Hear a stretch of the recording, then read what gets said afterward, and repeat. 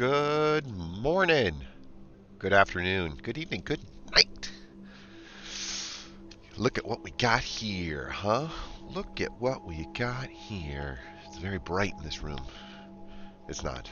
It's just, sometimes the lights affect me a little different. So, I'll wear the shades. And I look pretty cool. Like some kind of spaceman from the future, huh? Yeah, yeah. All right. Well, we're excited. Today, we got it easy. Looks like we've got ourselves cast 30 green or blue spells for 750 gold. You just can't ask for anything better than that. If we look at both green or blue, we actually have a green and blue deck. Not really one of our strongest, but definitely one of the ones we have if we want to go after it. I threw together a couple of question marks, and the reason why I put some of the question marks or the positives on there was because I figured if it's winning more than half the time, it should be considered a good deck, like a plus deck. And if it's winning less than half the time, it should be considered like, nah, a minus deck. And then if it's something that we don't know, we just put a question mark at the back of it to say like, I don't know, and then what's the theme? And that's kind of a way to say like, these are not, completed ideas. These are more like works in progress to find out, is this the equipment deck that we want, or are there some major changes that we want to make to this deck? I'm always tinkering a little bit with these guys. But yeah, this one was a good one as an example because it doesn't have a ton of the Four Mirrodin kinds of stuff onto it. It has some decent ones. And then it's got this Bladegraft Aspirant, which can kind of help, and the Kembra Khan can kind of help with the equipment cost. And so equipment costs, after they go away, can come down quite a bit. And that's good. We're missing a ton of pieces of equipment. We're missing a ton of the upper level characters in Constructed that you'd want to play with the equipment like cards. So I just don't think that we actually have the cards right now for a decent equipment deck, which is sad. But this one was kind of cool, I thought. It was a draw deck. And so the idea was we're going to spend a lot of life on things like the Phyrexian Arena, which will take one life away and draw us a second card. What's kind of neat is this will also trigger off other card draws, and this one will get a +1/+1 counter every time we draw that additional card. So we've got a lot of engines that draw us the extra cards right here in the Phyrexian Arena, the Gix, and the Morbid Opportunist. And then we've got some things that can catch that up. This can even help us draw extra cards. Idea behind this area was to get the life gain back from the lifelink on these kind of creatures, and then maybe even find a way to get Skrelv's Hive far enough so that we would get the lifelink that comes from this guy once they get to the corrupted zone. Skitterfang, not sure why it's in here necessarily. Oh, it has lifelink to, again, help us with the lifelink, and then again help us with the lifelink. So lots of ways to bring back some life totals, lots of ways to turn life into cards, and then a little bit of an engine to catch on that end. At the beginning of your end step, if you control 2 or more creatures, draw a card. Yes. Yes.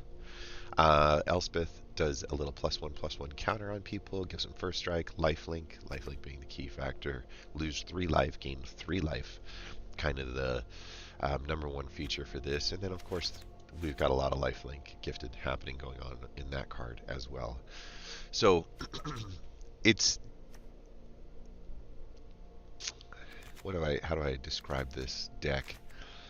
It's trying to just sort of out-sustain you from this lower level area where the creatures are not very powerful or not very tough, but they're not bad, and they just kind of replace themselves with cards, and they replace themselves as blockers and those kinds of things. Like, these are really throwaway cards. The value starts to go up quite a bit when we start to look at these becoming real threats, but still starting to move into the card draw and the life gain. And then we really lean hard into the life gain and the finishing, like just being really tough, getting rid of a lot of stuff, making everything much bigger. Um, there's just a lot of good value up here at the top end of our hand. This third Gix's command might be a bit much, but we don't have like a second Phyrexian Arena, a second Gix, not even a second Gurgling Anointer, which I kind of think this deck needs more, another Gurgling Anointer for sure. Is it worth spending an uncommon? I don't know. I don't know. I'll try it without. I don't see a lot of removal spells either, too. We have a trick. We've got 2 removal spells right there.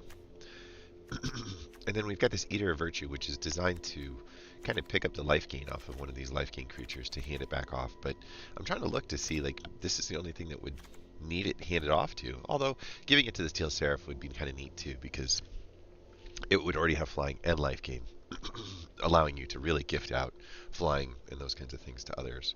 Because those are the two pieces. That's the, you know, flying and life link is like, oof, that's what makes these cards just insanely good. Okay. Relatively even, lots more white on the lower end, so we've got more white in here. We do need double pips though by turn 3, so we can't cheat it too much. Maybe 1 less and 1 more. Yeah. Okay. So let's, well, that draw deck with the question marks isn't going to help us with what we're trying to do, which is the blue or green spells. So let's take a look at the deck that would. We call it Toxic Moss. They're not moss like the Spanish word for more. Moss. This is moss, like the north side of the tree. All right. We do have another Tameo Safekeeping. Ooh. Okay. I think that we cut down here on the mesmerizing dosages. We have some infectious bite. We've got 5 protection spells. We've got a 6th individual spell, all at the very cheap end of things to keep things live and running.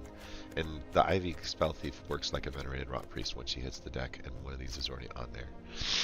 On the upper set, we've got a Venomous Brutalizer, which is a toxic 3 that also creates a proliferate situation. Although I am not that attracted to that. Well, alright, the Tyrannix Assault is excellent, especially for as a finisher. And the Viral Spawnings can be really good too as a finisher. This guy can help shuttle out stuff like this really quick, or this on the quicker side. It's this. What do I do about Plague Nurses, huh? Proliferate card. Do we have more of these? We do. We don't need that. Do we have more of these? We do. Oh! Why would we? Why would we do such things to ourselves?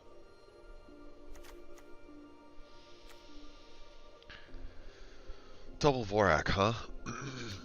And double Copper Longlegs. I mean, this can be kind of an interesting finish.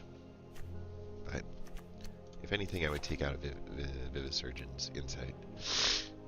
Just focus on the Toxic 4, Toxic 3 creatures up here at the top. There's 5 of these. I'm sorry. There's 8 of these cards up here at the top end of this deck, which is really high. Well, I think I'm too high on that, to be honest. Let's come down at least 1 of each of those in order to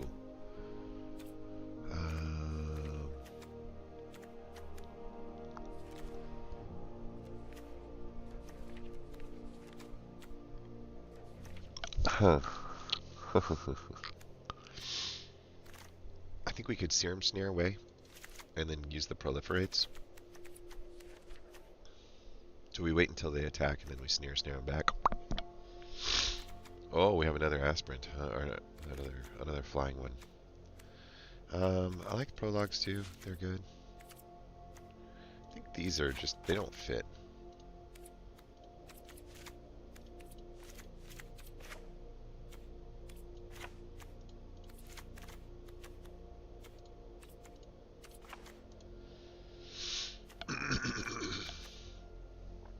Okay, so we tried to lower the curve on the overall mana cost a bit by taking out some of the things like Plague Nurses some of the weird kind of filler cards that were in here, and moving them down into this area. 1 extra aspirant, 1 extra prologue, and 2 of these serum snares instead of all of these 4 mana cards.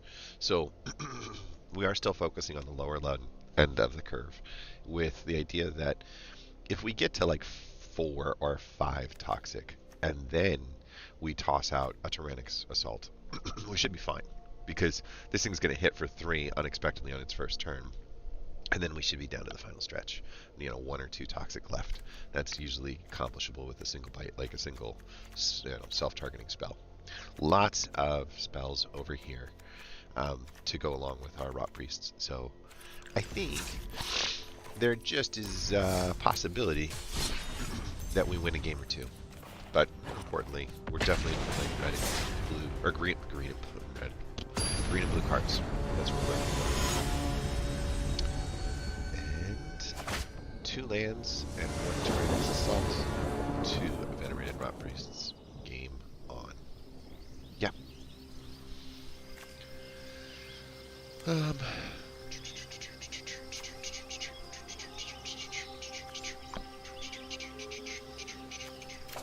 Keep set.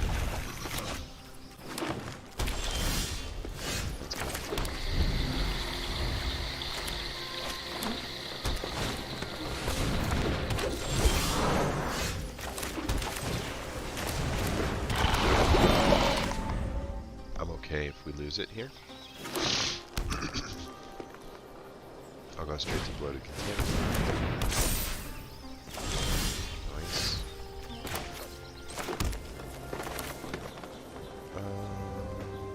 Let's go with another Rot Priest. And then let's go with All Attack.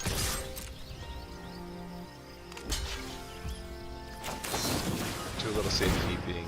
Just stack some toxic.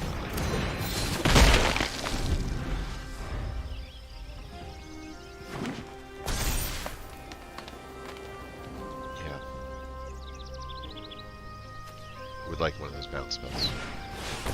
Right about now.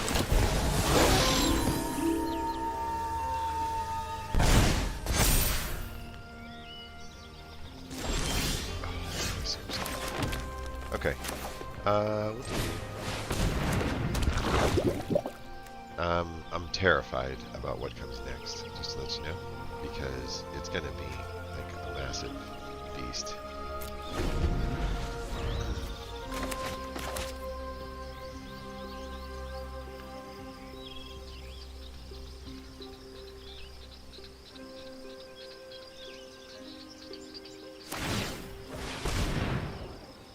It's going to be huge.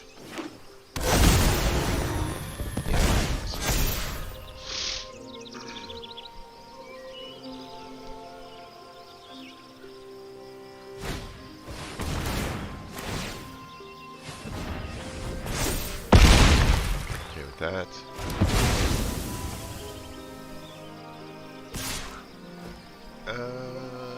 We're okay with that too.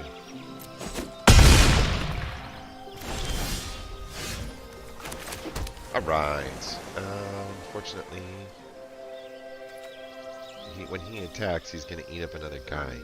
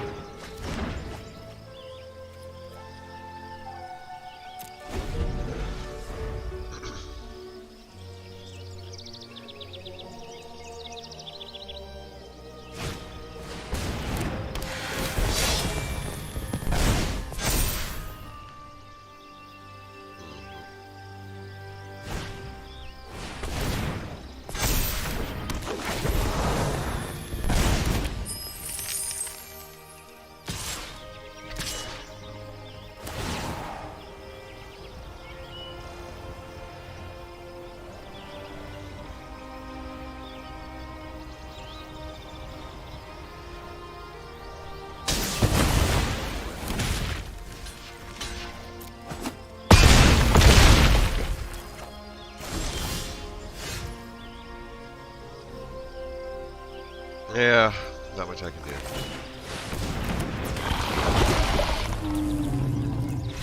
It's okay. We were just getting our last card out. I was thinking I should probably play the other two because we get more cards played. That's okay. That dude, he ran into a nice ramp. He ran right up into that Blanchwood armor, man. That thing was brutal. We should consider that. Unfortunately, we do have a lot of removal in this deck. I think like 6 or 7 spells. We didn't catch a single one. So that happens. I could be wrong about that. You. We don't have anything that affects the deck. That's a huge mistake.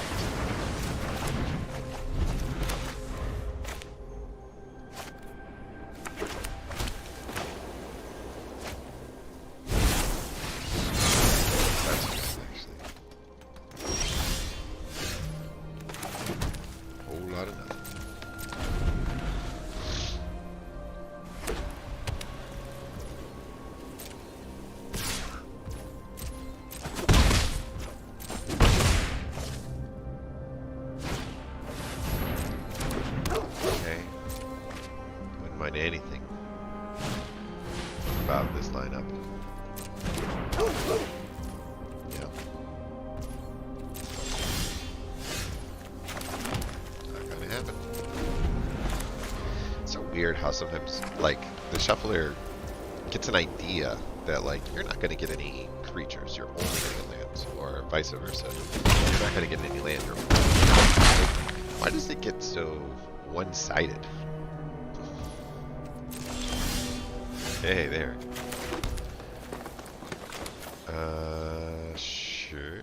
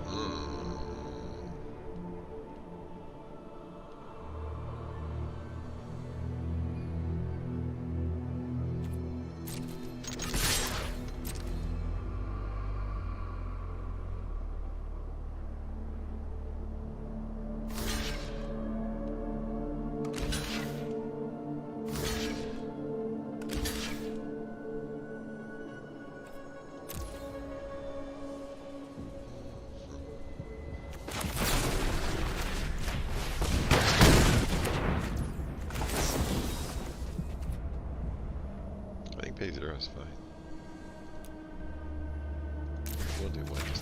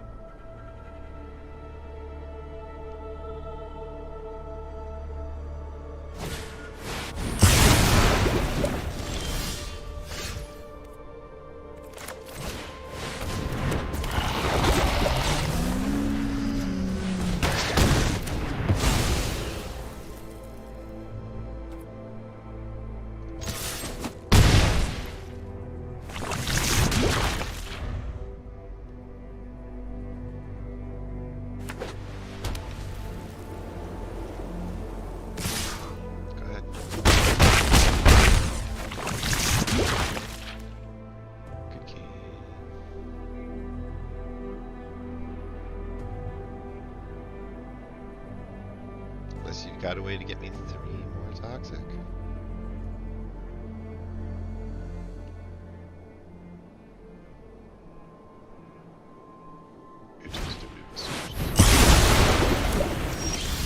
Like I said, toxic.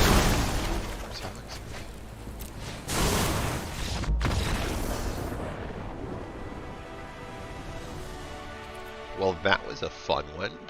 We went up against a very interesting deck. We unraveled his early game to mid game stuff, and then we survived double board wipe on the run to the end. Sprint to the finish. Cool beans, man.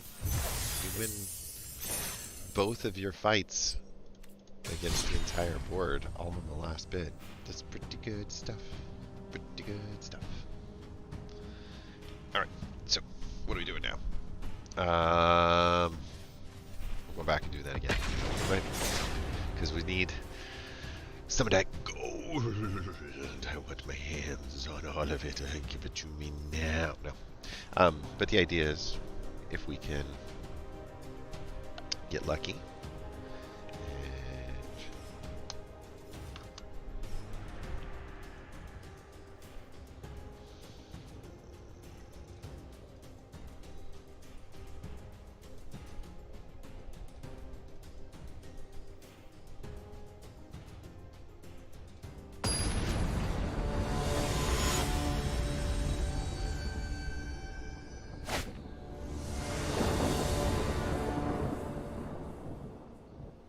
okay.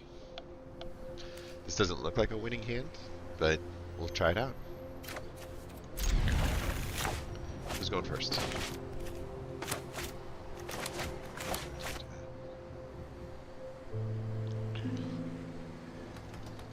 So, he mulliganed, and then he's playing black, which is famous for having tons of like fight spells and stuff like that. So, we're gonna hold off on our rock priest until turn 2.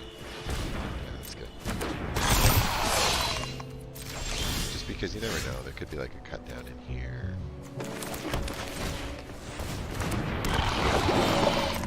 There was no hold up, but right here we should see a Liliana of the Veil.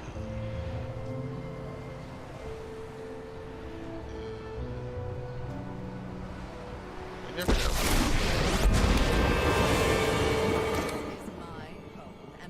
Appreciate it when people touch mine.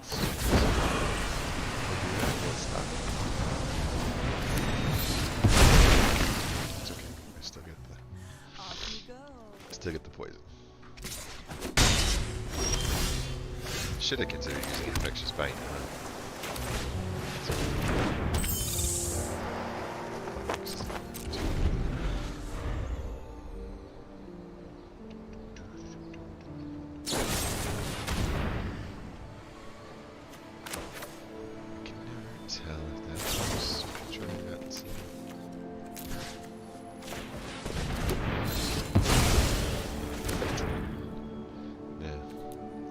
Alright, we're controlled at this point, and that's what I always hear, right? Is that once you get controlled, what are you going to do? Wait till turn 8 to throw your first thing down? Like, it's over. The game can't be won at that point, which is a shame. It is one of the most annoying parts about Magic, is so much of it. In Constructed, I wonder what the result would be if they said you can only have 3 copies of a single card in your deck instead of 4. Forcing some less consistent hands, you know, and like control situations like that. She's way too overpowerful because she takes out a card that you already played, and then she takes out a card in your hand that you haven't played, and then that's your best chance. Like, it's like, oof. There's a lot of bad things that happen there. Okay, so we do have the protection spell. I was going to say, if we want a protection spell, that's mono black, huh? All the good things.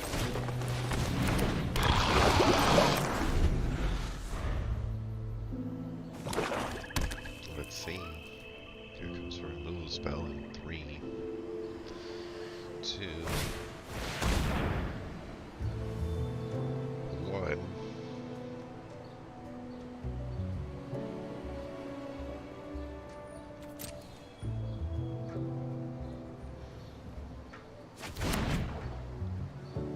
It's pretty far down the road. Yeah, that's okay too. Nope. Interesting. So, if we're not going to see a removal spell, let's go ahead and use Sky Corrupted.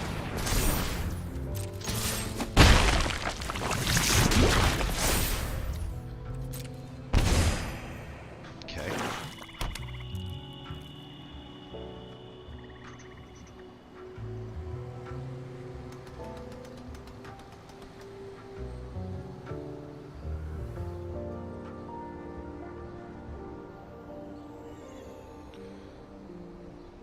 I'm going to bet on a double move. I would have lost that bet. My turn. Hey, what do you know? What do you know?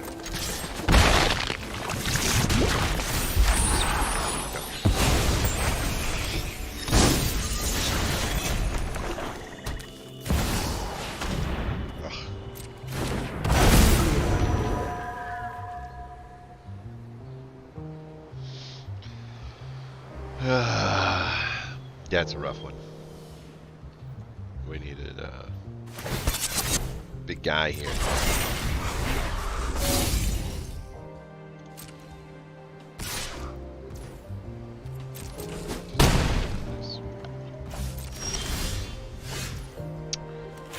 Well, the good news is at least I've got something to do.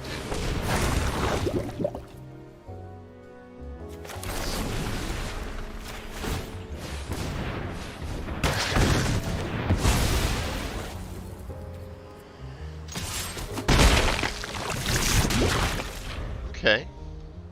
Alright. Viral spawning, you got me believing again.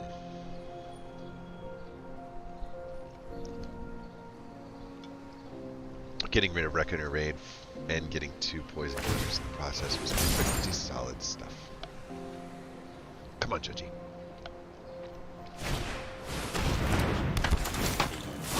That's nice. Those are very nice.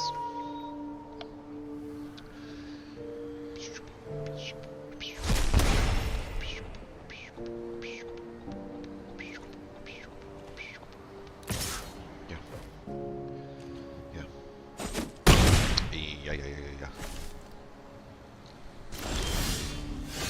Okay, so I think we do it, right? Because it'll make them think that we're not doing it, and then going in for the attack here.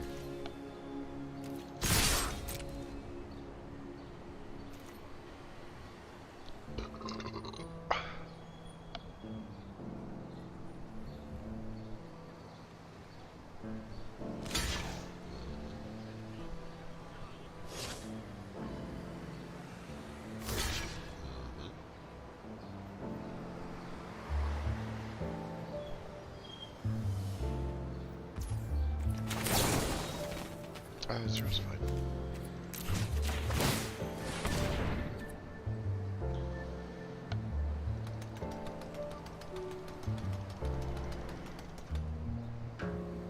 I have to give up a card.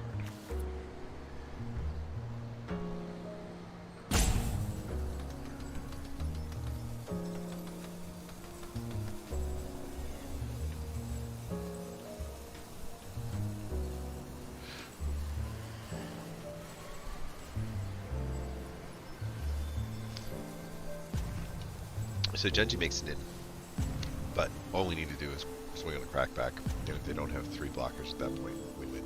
So the rope is because they know that they're backed into a corner, and they're just trying to make it last as long as possible. They love the idea of losing so much that they want to relish and roll around in it, rub it all over their bodies, and make them feel good about losing. Oh, I love to lose. I'm sorry, Mike. I'm sorry.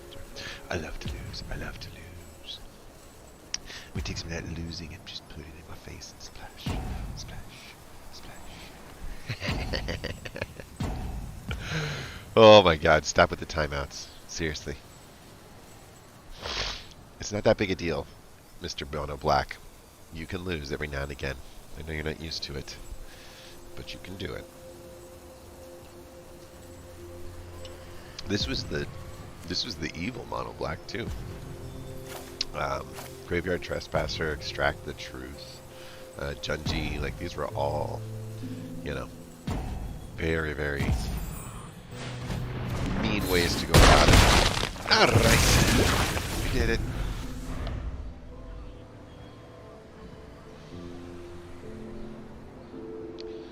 Smartus. I know how to not touch anything. Good for him. I don't. Touch.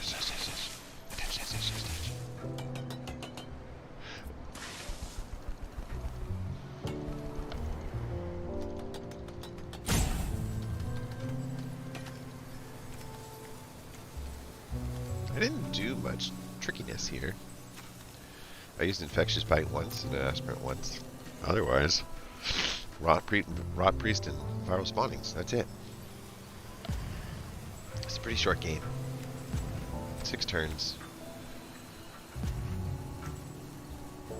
I would be killing him on turn round 7. Or round 6, I think, really. Like I said, didn't have an answer, so decided to punish everyone for it. Ooh. This deck, man, so close. Well, we got 2 out of our 3 games are wins. That's pretty good. I'm not gonna lie. Do we have something like this to change it up a little? Or we really did spice up our Woodsy Artifacts deck. You want to try that again? Yeah. Let's try this. We've changed it up a lot. And I think that I don't know. It's just a change of pace. Being toxic is tough. The answer to aggro decks is control decks. And so what you'll find is when you're playing, especially a toxic deck that has blue in it, so black and blue or green and blue, you're going to end up running into a ton of blue control. Like a ton of blue control. And that is not the funnest deck to play against because, you know, they're like, no creature.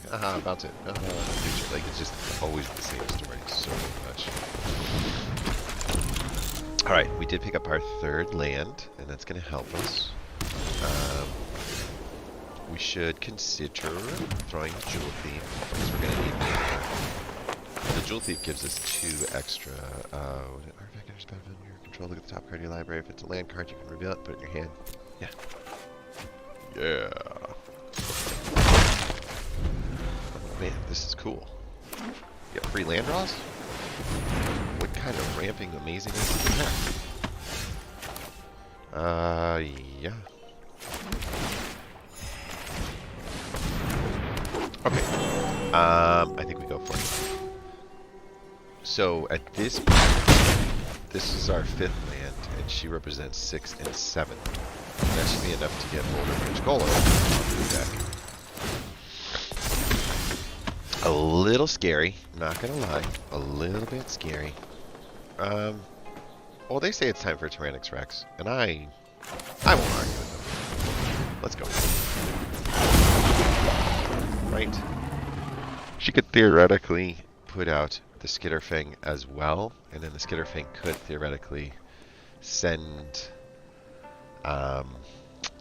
like the Gwenna over the top, and then we could be attacking for a bunch. So let's do it next turn. Definitely.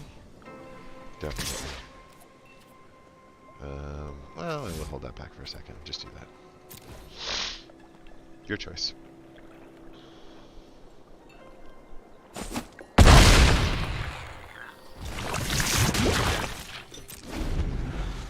She's gonna make a bunch of little mites, but the reason why we win is because of this guy right here. It tracks a Skitterfang, hits the deck, hands out the flying, this Tyrannix flies over whatever mites she wants to make. Good to go. See, no big deal. I'm gonna just say no blocks. Good, good game. Right.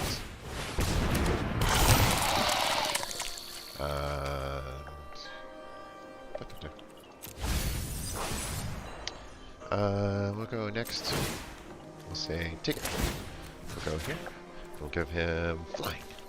And then we'll say all attack. And there just isn't much you can do.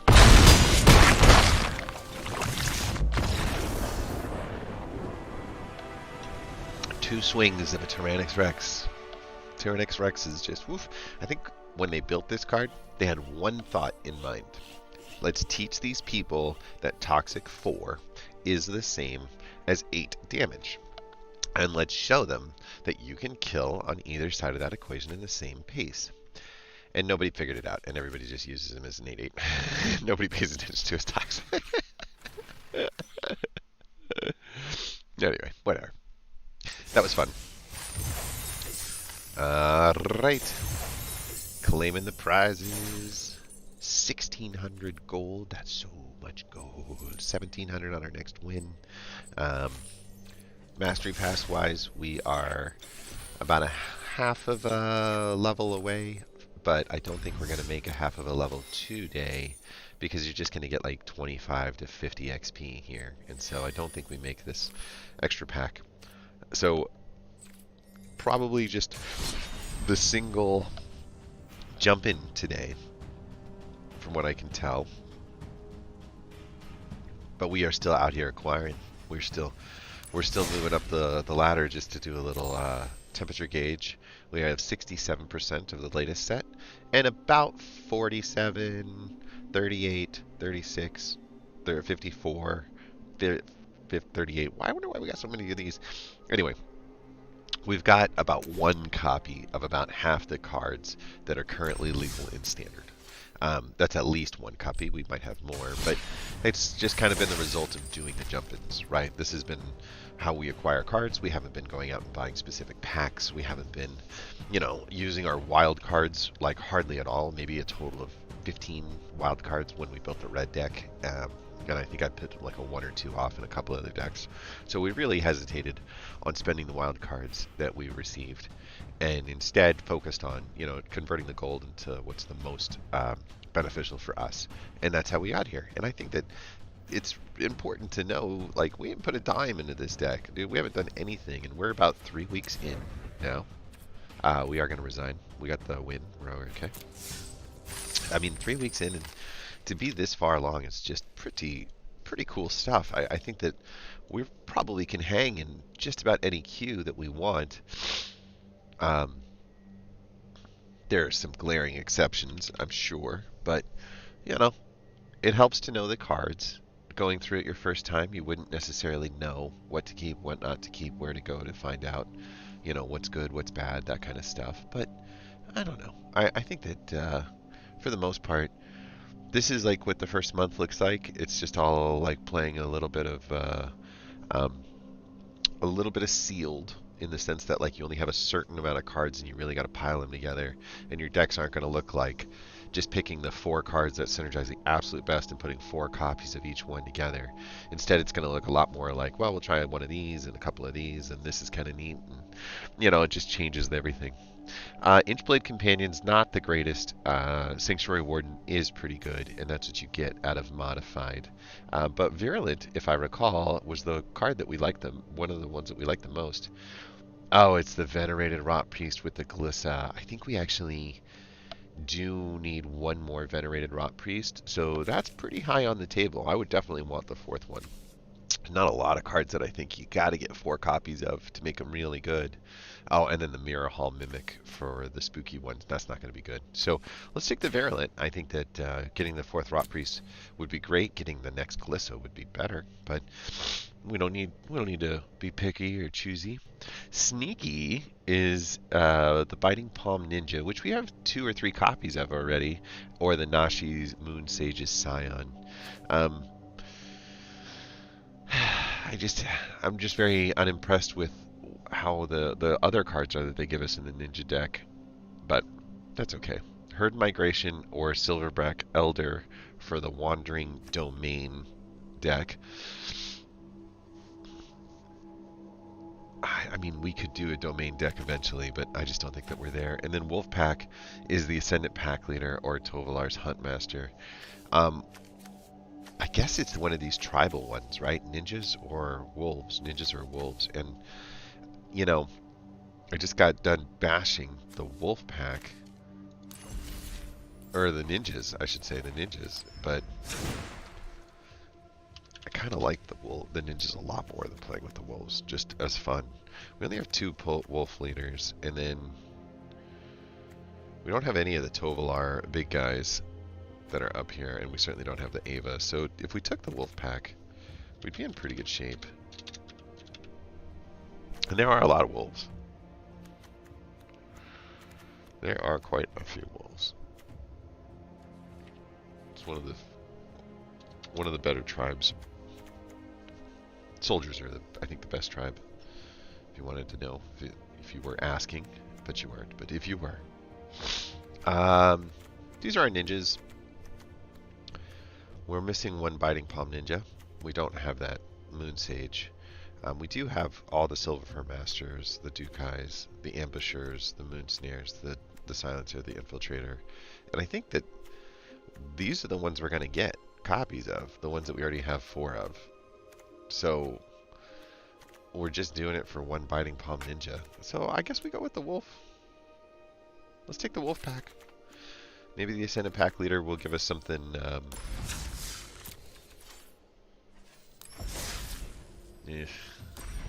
already changing my mind, but I'm not going to. We're going to go into... Oh, we should probably honestly take this.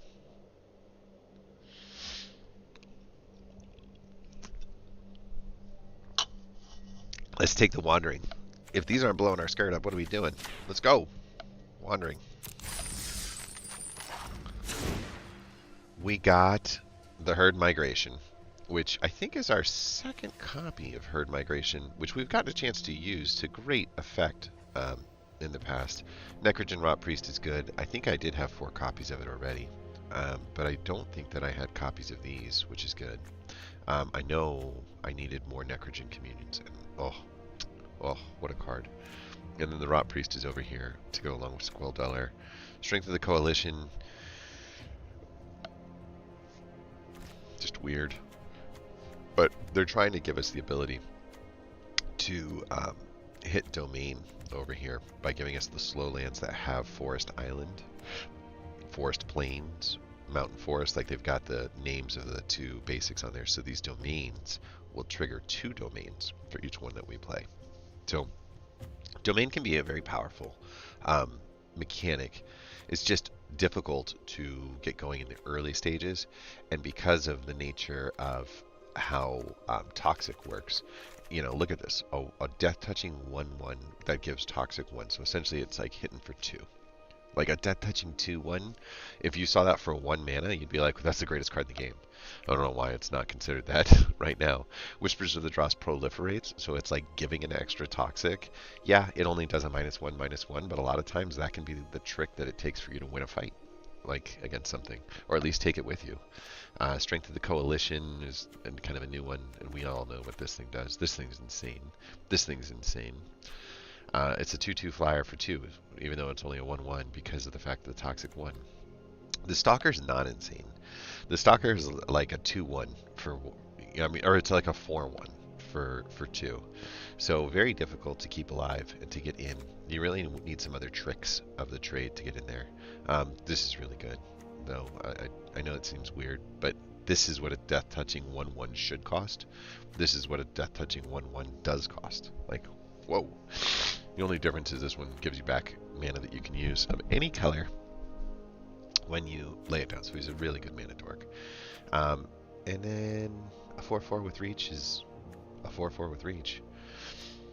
So we're not really doing toxic, and we're not, you know, like we're going to be a confused little deck as we go through this, because we're going to get a lot of slow lands, and we're going to have a lot of speedy cards with 1 mana costs that we can use, and that's going to be just strange. Like, it's going to make it very tough for us.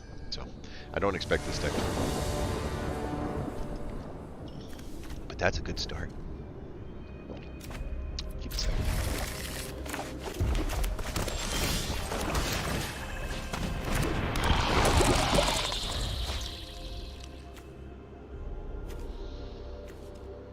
So we don't have any protection spells for the rock priests. So we might as well see if we can't sneak our first damage in.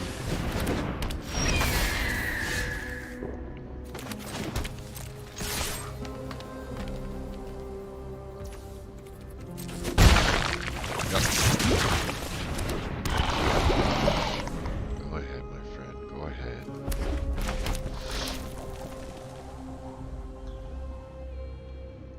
She's mana number 4, and this is mana number 5. So mana 3 goes down, mana 4 hits the deck, mana 5 gets played. We need 7 to get this thing out. So we're hoping to find some interaction at the lower level here. Yeah. Please attack.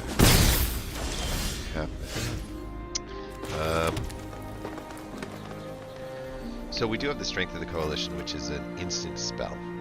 So we're going to all attack and see if that pays off for us.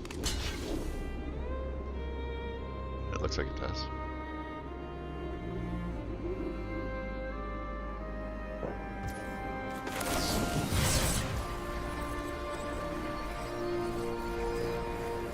Oh! No, I didn't want to kick it. I just wanted to cast it. That was weird.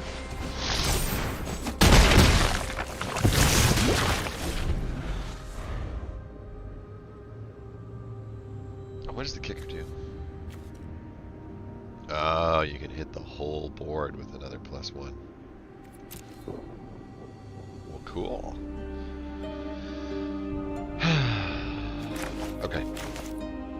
Well, we didn't end up putting up our mana dork because we had Sawn off. Essentially, a spell, right? See you later. I'm not sure that was the right hand. He got rid of a pretty nice 4/4 here.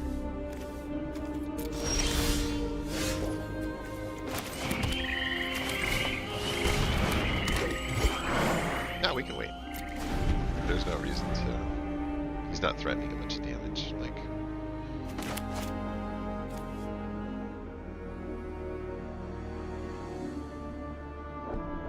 Alright, so there's a total of 5 mana that's available at this point. That's a good card. That I would attack into with both of these, just in hopes.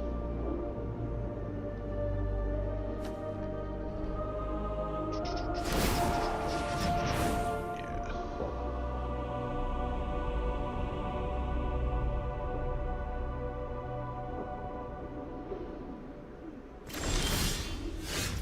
Well, if you wanted some land we got.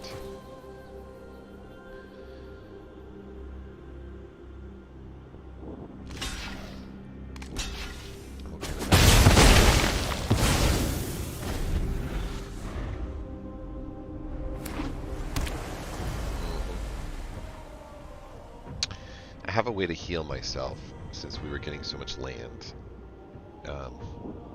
That essentially cut their ability to do damage down in half. And yeah, it would have been nice for us to do some toxic damage, but it's just not really in the cards here, right? Yeah. What do we have? Vraska's Fall. So killer right now. Okay. Just put it on.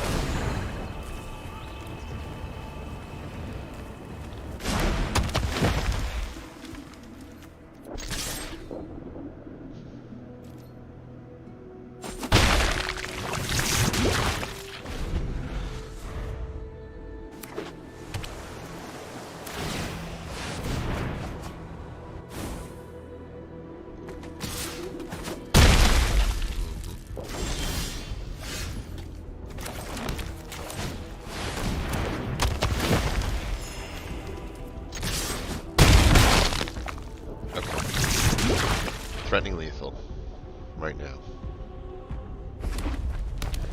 Let's see if he does the math.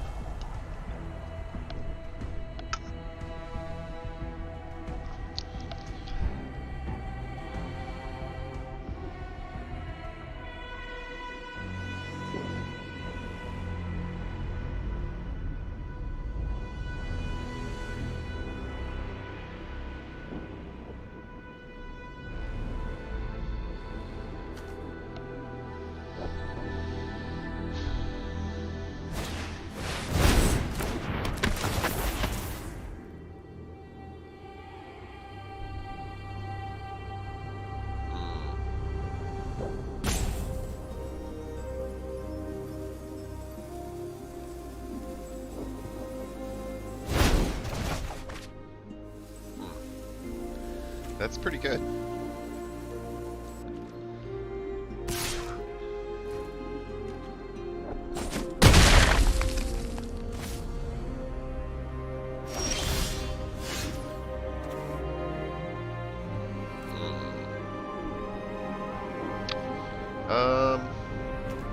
This is 6.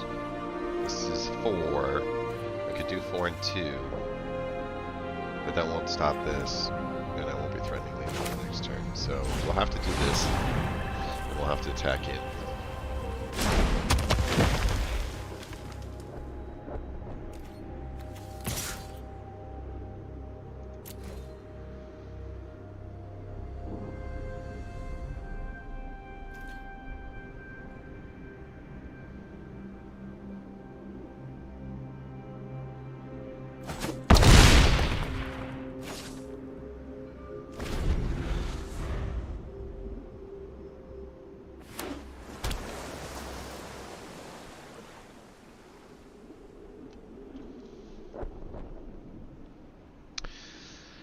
That means that the only way he survives the next round is if Surge Engine kicks back to try to block.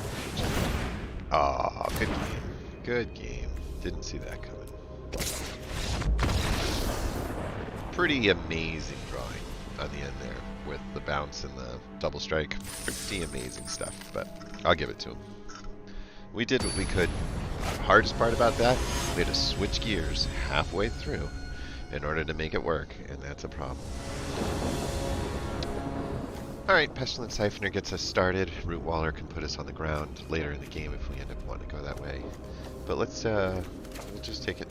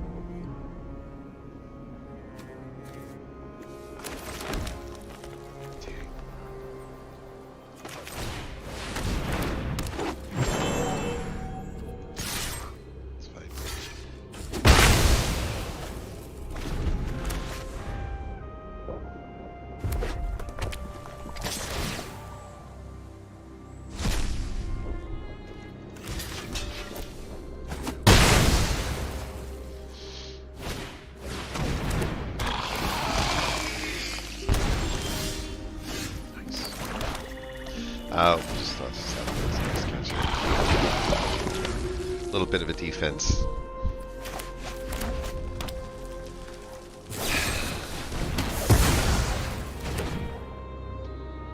It's like pre-cons.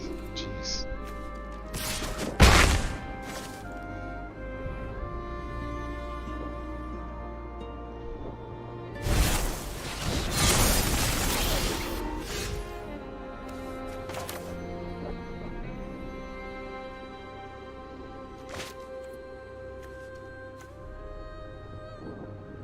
I pretty much want to quit.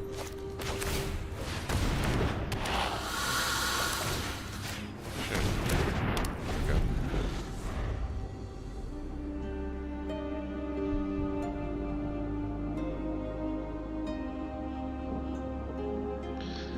I'm hoping that they double attack and thinking I'll make the mistake of going for the War Plow. Instead, I'll hit the Rager, make a trade with it, bring the Root Wallet back, and then use Vraska's Fault beginning of next turn to the War Plow. But that's assuming that he's going to have something else that he's going to want to keep, because he gets a chance to choose.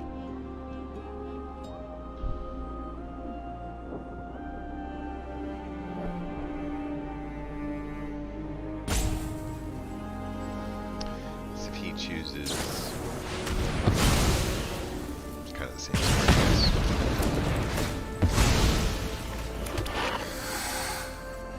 Not kind of, 100% the same story. Except he just used 4 mana to do it. It's great.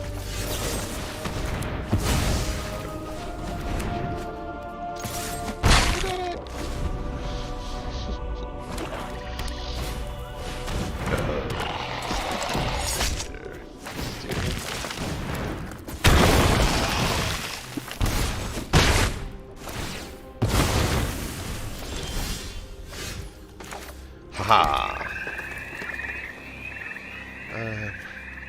This thing is stupid.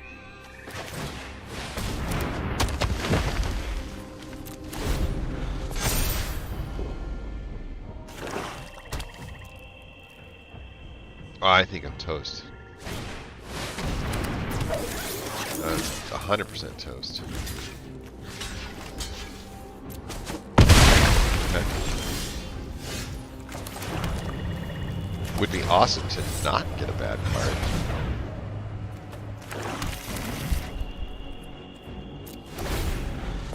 God. Every card that he's got is way more powerful than every card I've got. Are you shitting me? You gave him a Skull Player, a Gixiarmo, a Blitz Automaton, a Go for the Throat, and a War Plow. You said, this looks fair. What the hell? I don't know. What do we have? Like, Rot Priest. That's it. I mean, like, you got weird ones. This is just unbelievable. I don't know what to say. I've never seen such a one-sided affair on the deck building. It's like, woof, oof. That's so bad. So bad. They have really messed up on balancing the decks. Some of the decks are just way, way too powerful compared to what you get with like the others. I guess we'll take it slowly. Like, see this? This is a terrible, terrible, terrible card. It's never going to get played. I would never put it in any deck. There's no reason for this. You can get a Blatant Land card for 3 mana. Like, ugh.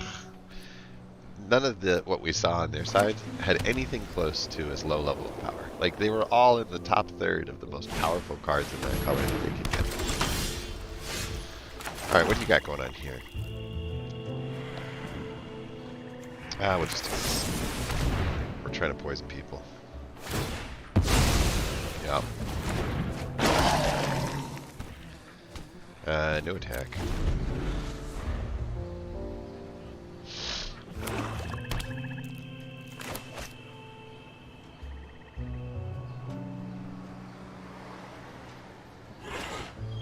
I mean, even this card was way more powerful than anything we got, like, on our side. So. Alright. We can do both.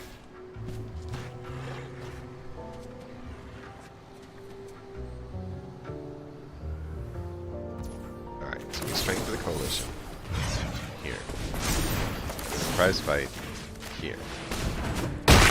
In order to...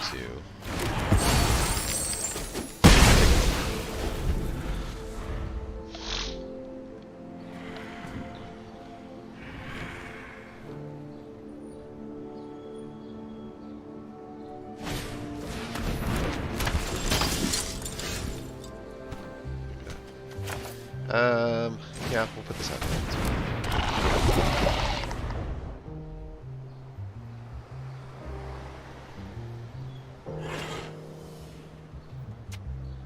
1, 2, 3, 4. Oh, come on. Spells. What would I give for a removal spell? Oh my god. This is nice.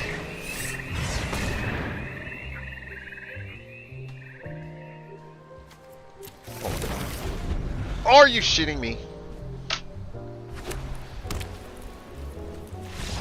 Are you shitting me? I said hold on, and I wanted to go back a step, and it said it just negated the entire card. Like, ugh. Unbelievable. Unbelievable. We were going to win that one, too. You make a mistake, and it's over. I don't have to quit that early. This is much better, because we have some things to do at the bottom. So, keep.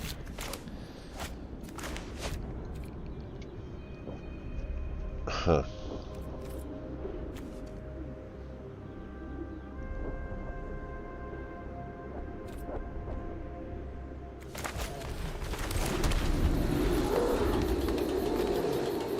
I find it incredible that I did this. I could have thrown this.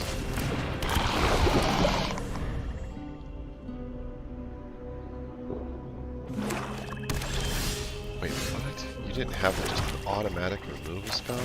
No way. That doesn't seem possible. Well, that actually makes sense. First time that the cards have landed in a nice opening for me. If I can get a fast land, I can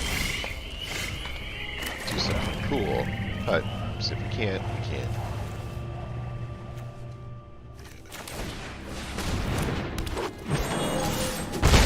Alright, we should do good to put up the Necrogen Rot Priest and just finalize this game. Hopefully. We'll see.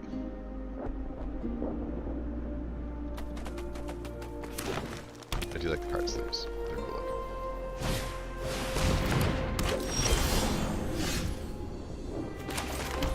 Radiant Hero. Okay, so,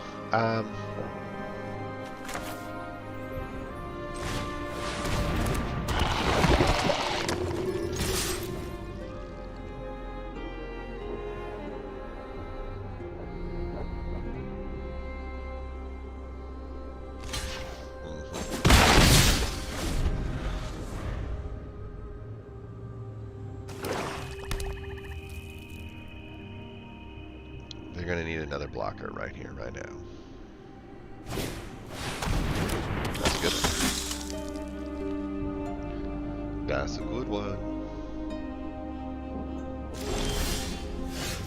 Okay. So, if you throw Herd Migration out now, you get quite a few green beasts, which is cool. Or, you can put out the Plague Nurse, which means each creature with Toxic 2 on the next one would be really good. So I think we would just do the Plague Nurse at this point right now. We could attack with this thing if we wanted to. But I think we say no attacks here. And I think what we do is we attack on the next turn. And everybody will have Toxic. And it will be much more difficult, even if they've got 3 blockers, because they'll have to give up some things. We'll be giving up a Venerated Rot Priest from what we can see so far, but it should be enough to sneak in some of the Toxic along the way. And, that's exactly what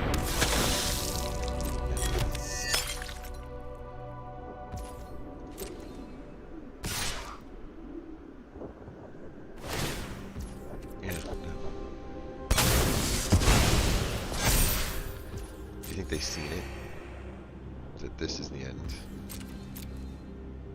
I mean, I have the Death Bloom, I could just block them right now.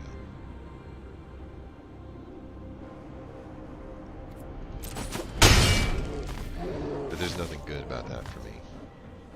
Like, saving 5 damage doesn't change the lethal threat that I've got going on here.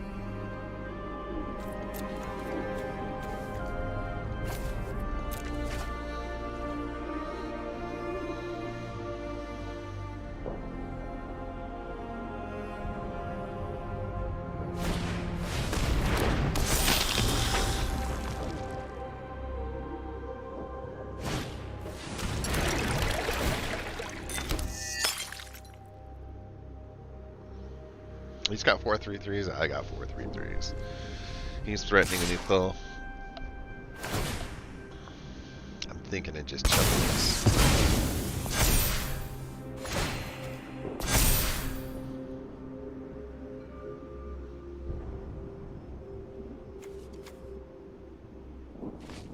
What do you think? 1, 2, 3, 4. 1, 2, 3, 4. 1, 2, 3. 1, 2. Yeah. No.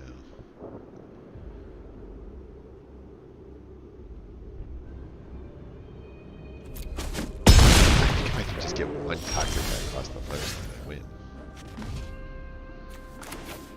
I don't think that threatens anything.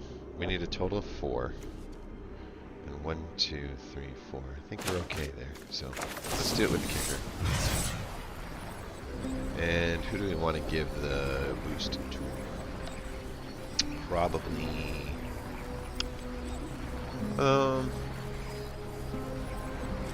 What happens if I?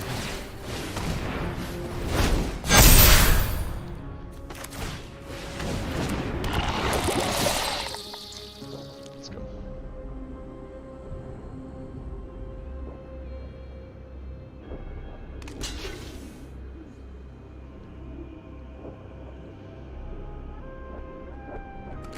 Pretty sure he won.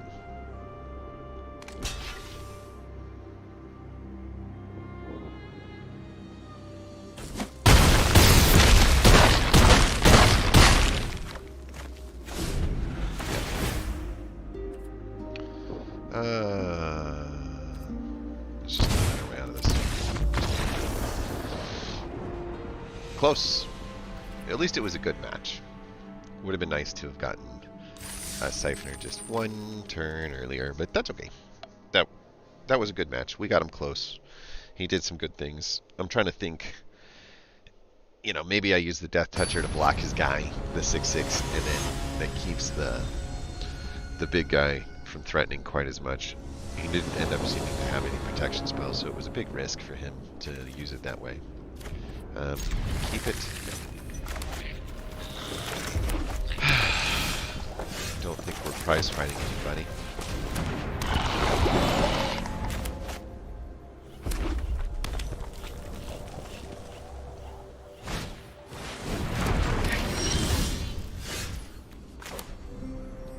I guess we'll do this.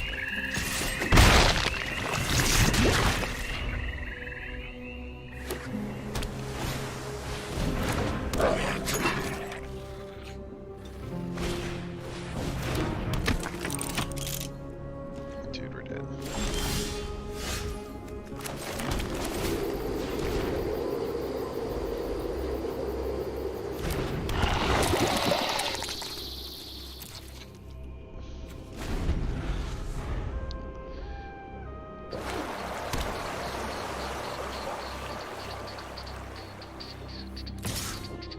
That's fine.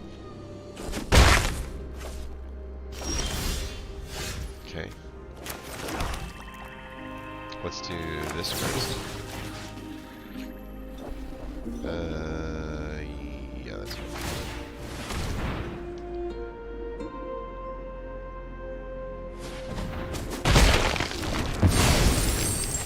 No.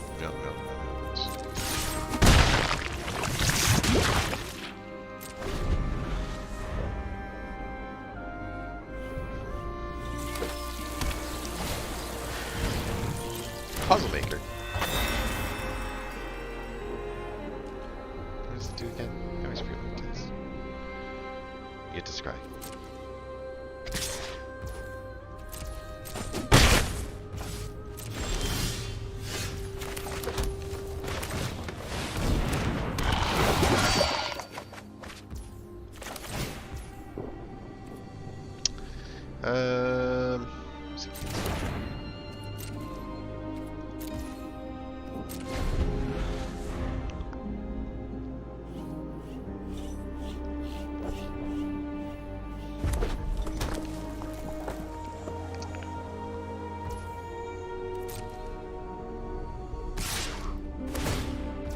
Resolve.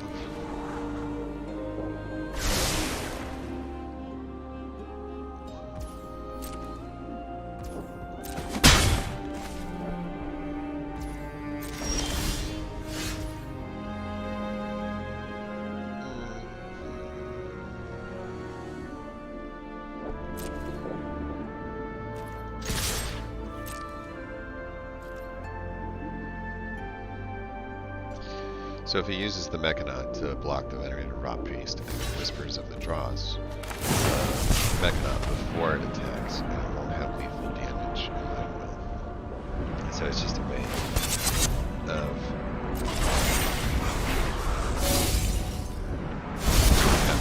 reason.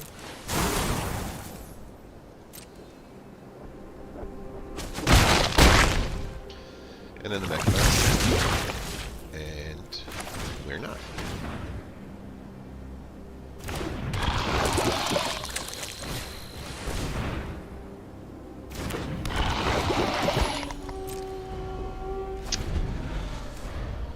Okay, so 7 on both of these cards. 1, 2, 3, 4, 5, 6. Oh, well, we finally did what we were supposed to do with the toxic half of the deck. And when you can see, like, when we're not splitting our attention in 2 different directions, we can utilize the cards that kind of work well with our toxic stuff against them and their more unified front. The problem was our deck just pulled in 2 different directions, so it left us stranded in the mid game like 3 different times. We got close, but yeah. And what do we get? What do we get? What do we get? Fires of Victory. Blah. The spell is kicked, you get to draw a card. Fires of Victory deals damage to a target creature or planeswalker equal to the number of cards in your hand. So it can be cool in a card draw red deck, which just doesn't exist. So, okay. Now, it used to be that, like, spells in the red and blue were really, like, synergistic. And so you could utilize, like, the card draw effect that exists inside blue here to kind of take that fires of whatever and bring it up a notch, like, quite a bit. This is a good example, right? Like, we could take out the Startle and we could put in the Fires of Victory. And it's just a 2 mana, but we're hoping to have more cards in our hand, considering that we're drawing so many cards. You know, we get a draw card, discard, draw card, discard. So we get to clean through our cards quite a bit, pick what we want to hold on to, which is all good. We probably want to remove this Malcator's Watch and bring in combat research if it's available. Uh-oh. It's not. That's why we don't have it. So combat research is a neat little aura that can attach to any of these flyers and then say, as soon as you make contact, you get to draw another card. So always good stuff there. But I think we need some better offense. We have all these Urbask Forges. Why don't we just take the Strider? Is that it? Strider? No.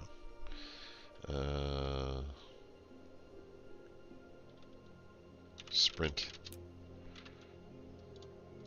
It's a sprinter. There we go.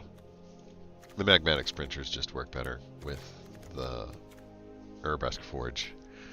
We got the Hullbreaker at the top. We got some treasure making over here. And then we've got some engines that allow us to do better when we double spell and allow us to do better when we draw extra cards. The cool thing about what Unctus does is it says if you're an artifact, every time you become tapped, you can... I guess that's why we wanted those blue artifacts. They're the only artifacts we have. We might want to remove the artifact piece. Let's find some more artifacts. Is it just blue? Other blue creatures you control have when this creature becomes tapped. So any blue creature. Doesn't have to be an artifact. Okay, that makes me feel just a wee bit better. We're going to just look at collected. And we're going to kind of look at the 2-drop spot to see if anything jumps up at us. We're not going to have many counters on things except for the Forge, and so 1 Thrumming Bird's not a bad, like, put. Malcator's Watch is good for these retrofitters.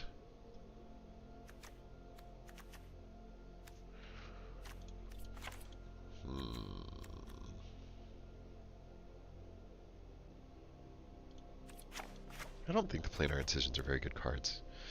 I don't want to resuffer the summoning sickness in the first 3 or 4 rounds that it usually takes to make those things stick. The serum snares aren't great either. What about the Drake?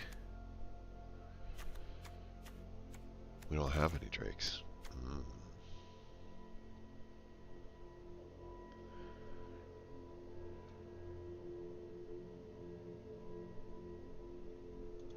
Let's try that. It's got some interesting synergies between the artifact piece, the copying piece. We can turn him into something like a 4/3 flyer that copies, that gets bigger every time. So I'd love him to be like a 4/3 fairy vandal on turn 3. That'd be pretty amazing. What's he take to crew? Just 1, right? Yeah. So it's pretty nuts. Until end of turn, target artifact or creature becomes a 4/4 angel artifact creature and gains flying and draws a card. Yay, I think.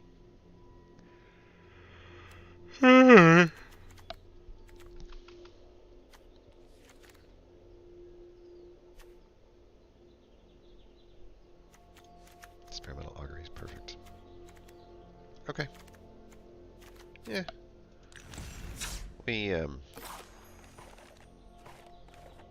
I don't think we have a great deck in there. Toxic Moss should have gotten an extra Rot Priest. Should have gotten an extra Safekeeping. No, they didn't give us any of that cool stuff, did they? Did we get an extra one of those? No. We do have more of those. We do have more of those. More of those? More of those? Oh, we did.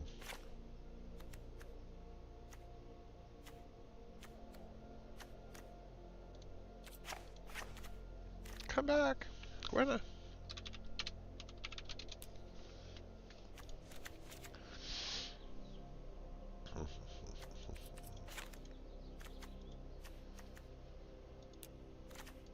Yeah, this is better. So we went up a Rot Priest. So that gives us 5 total Rot Priest kind of synergies. And then we've got more than 5. We've got 6 finishers along with some really nice. These are like 2-for-1s because you get the flashback for the same cost to get you another 3/3 with Toxic 1.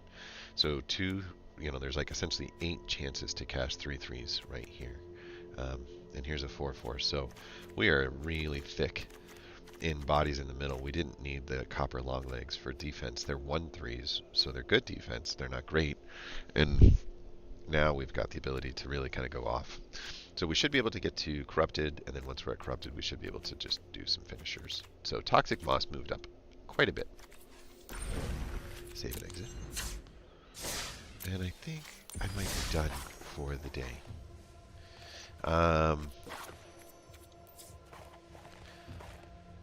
This is a really, really good deck. And it's called Rotten Priest. So you'd think we would have maxed out the Rot Priests in this deck. We'll get rid of a couple of removal spells, actually. So, similar idea, right? Except we're missing the high end, and we're missing some of the mid-game features that the other one had. But what we gained here is pretty good on its own. We've got all these little guys to play some small ball. The question is, would we rather have Blight-Bellied Rats, or would we rather have Viral Spawnings? And I think we'd rather have Viral Spawnings. There's just way too many extra bodies that are bigger that really help you stabilize with the Viral Spawning. The 2/2 Rats are good chump blockers because they'll still gift out a toxic piece, but they're not good toxic delivery agents. 3/3s are much better at delivering a toxic So we can't use the Necrogen Communion on the viral spawning. It can only really get utilized on creatures that we've casted, not spells like sorceries, like speed spells. But I have no problems putting them on some of these things too. So a Bloated Contaminator, Necrogen Rot Priest, Tyrannix Assault, the Siphoner is one of the best things that we can put it on next to the Skull Dweller. The Skull Dweller is another great thing that we can put it on. And I mean, even in the early side, the Venerated Rot Priest is still an option. So all of that means to me that everything in this deck is just tight. Tight like a tiger. Tight like a toiga. So, game on. What about you, Mossy Enchantments? I saw somebody use this armor, this Blanchwood armor, to absolutely great effect in one of our fights, which was cool. So if we get more of that, we'll be happy. Do we have more of these guys? No. It's just another one of these rampy kind of styles where we've got a ramper here, we got a ramper here, we've got something that helps you pull out 2 mana to ramp, we've got something that helps you throw an extra land on the beginning slides. So we don't have to play small ball the whole time. We have these Shigekis, which are theoretically rampers, but you never feel like it to me. They allow you to put an extra land for 4 mana a turn by tossing a 1/3 out and then pulling a 1/3 back. And you keep doing that, like out and back, out and back. And if you happen to have a Cameo Transient sitting next to it, that's pretty good. But if you've got 4 mana to spend, why aren't you like using a Howlpack Piper or Gwenna Green Eyes to bring out a Thrun, or, you know, cast a Glorious Sunrise, or like, what are you doing? Like, much rather have this. So I feel like the Shigeki is a bit of a mistake. It's not all it's cracked up to be. Everything's green, right? With just a little splash of black for who gets black.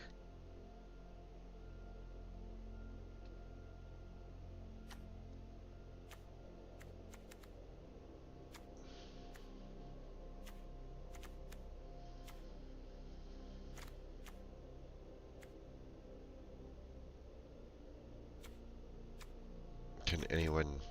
Oh, there it is. If the spell was kicked, you get to exile the target non-land permanent instead of just an artifact or an enchantment. So it's a way to turn these into more powerful... You know, we're getting rid of enchantments. We're getting rid of that kind of stuff.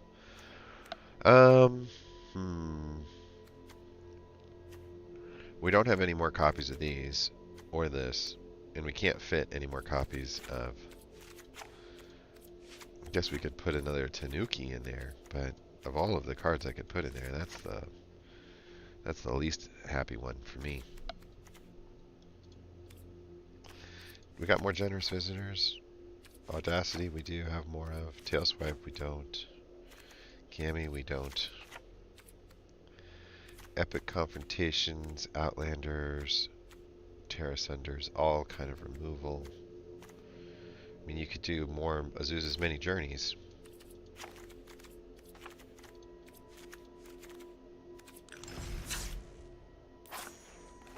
Okay. It doesn't feel good. This is another really good one on the positive side of things. This one does kind of switch gears and start to utilize these corrupted effects that exist on these cards up here to turn this into a flying 8/8, to turn this into a 6/6 that has no downside for casting at 4 mana, another 6/6 where the downside's pretty far down, and we got a lot of removal spells here, so we can remove our own creatures if we absolutely had to. I totally dig. This one even has a corrupted ability of a board pumping kind of deal. I think that we could probably live without that. And look for other toxic delivery agents. We do have some Necrogen Communions. These are all of the toxic delivery stuff that exists. And we have some rats. Let's live without the rats. We'll go up on this, and we'll go up on this. And then we're in black and white. This Head Cleaver's, it's swinging for 4 in the toxic world with a Menace 2. And then if you put a Necrogen Communion on it, it's swinging for 5. So it is a stealth attack.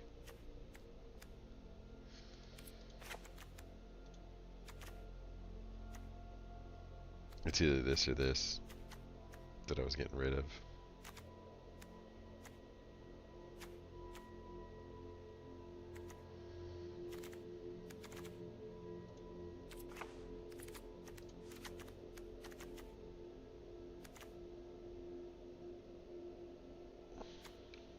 This is actually better as a toxic delivery agent. The idea being like you can use a removal on just one creature and then boom, he gets across. You can draw some Necrogen on that same thing. And so you know you have 4 mana if you cast it. On the next turn you can use the 4 mana to enable it to do half lethal. It's essentially swinging for 10. Because you're swinging for 5 toxic. Or no, 4 toxic, sorry, 4 toxic. Okay, 4 toxic. Oh no. Pretty good though. We're going to keep it. We know red is pretty tight. We know bloody black does not work very well. So the theory behind this deck is that when you are discarding cards with the blood tithe, like with the blood tokens, right? You're going to create birds as long as there's a Raven Man. And when those birds die, they can't block, so they're just going to attack in.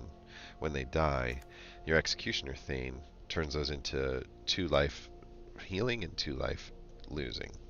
And then Gixian Infiltrator will grow when they die. So we have this Necrogen Communion, this Tenacious Underdog.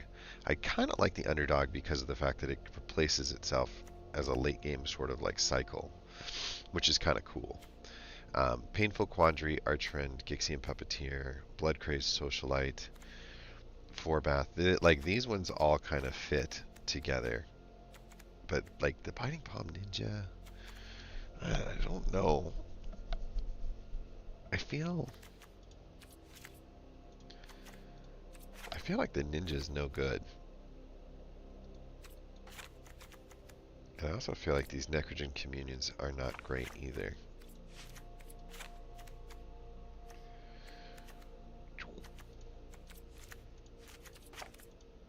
Okay. Alright. So the Tenacious Underdog is a question mark. It's good in the very early game and it's good in the very late game. But it's going to hurt this. Whenever you draw your second card each turn, each opponent loses 2 life. No, it won't. It won't affect that at all. And then Socialite. And then Socialite says when it enters the battlefield, you create 1, which is good. And this one says when you deal combat damage, you create a blood token, which is good. And it's reborn very, very quick and easy with 2. This one turns those into 2/2 bats, which is good.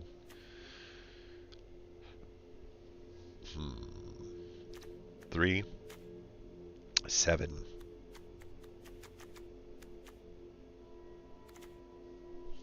That's probably right, actually.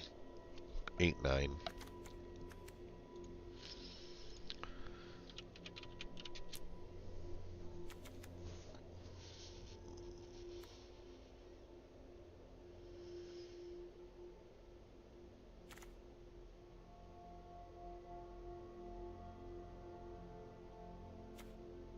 How about you come down on the fountain and up on those 2? 1, 3, 1, 4. Focusing on healing. Focusing on creating blood tokens. We do have red in this deck. We can do Epicures too, which I certainly like more.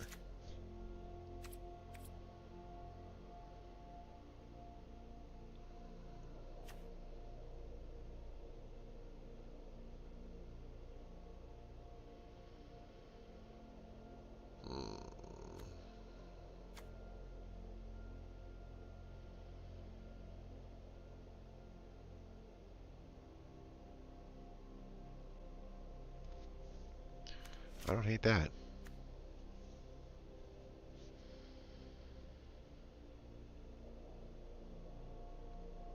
that either. But it's a little bit harder.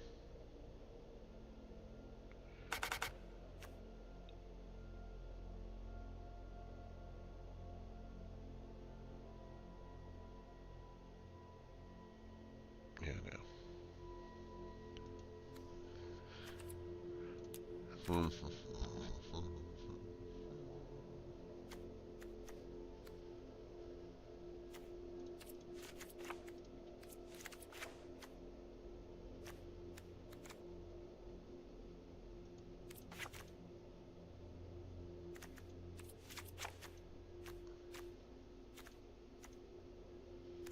Okay. I feel like this deck should work. I don't know why it doesn't, but we're about to find out why. So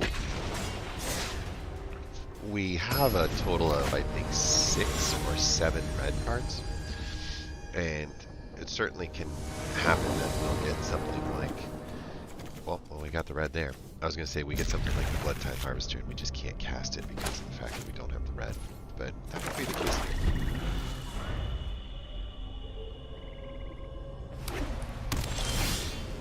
Nice.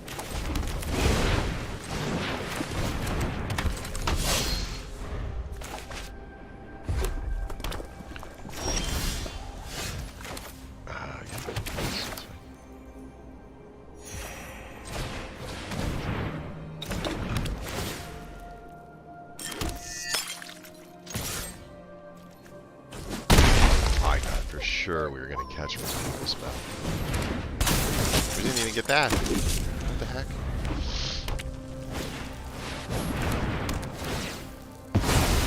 Depends.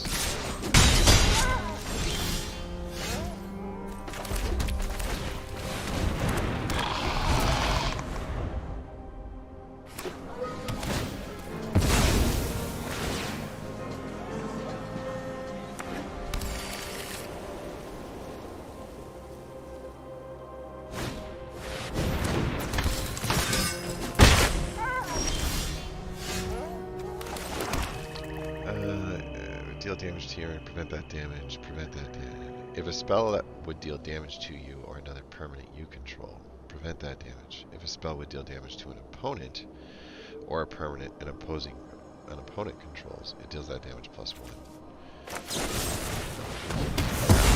That's just okay. And why not?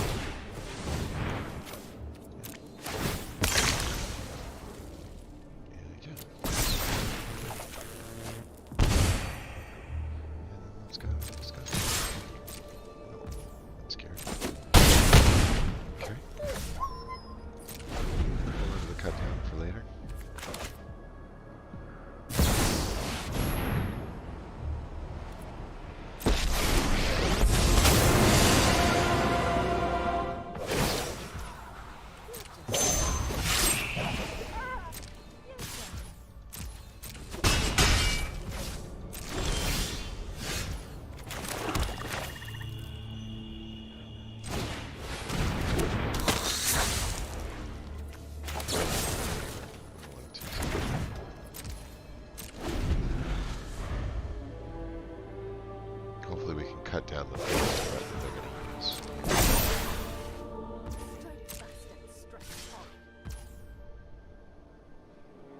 No.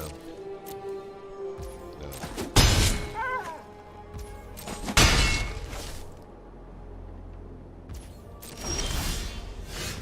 Okay.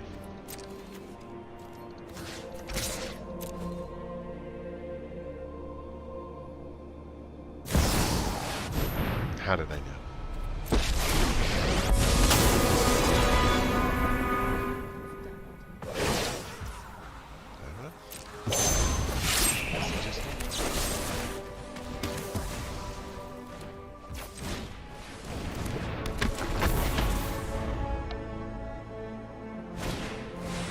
Oh my god.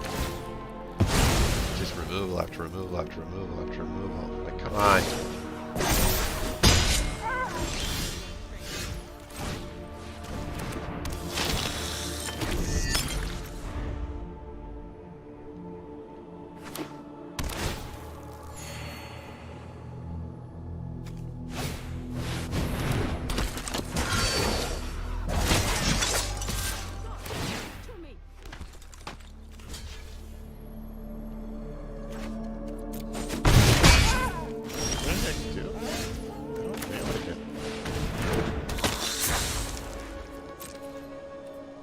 there's nothing I can do.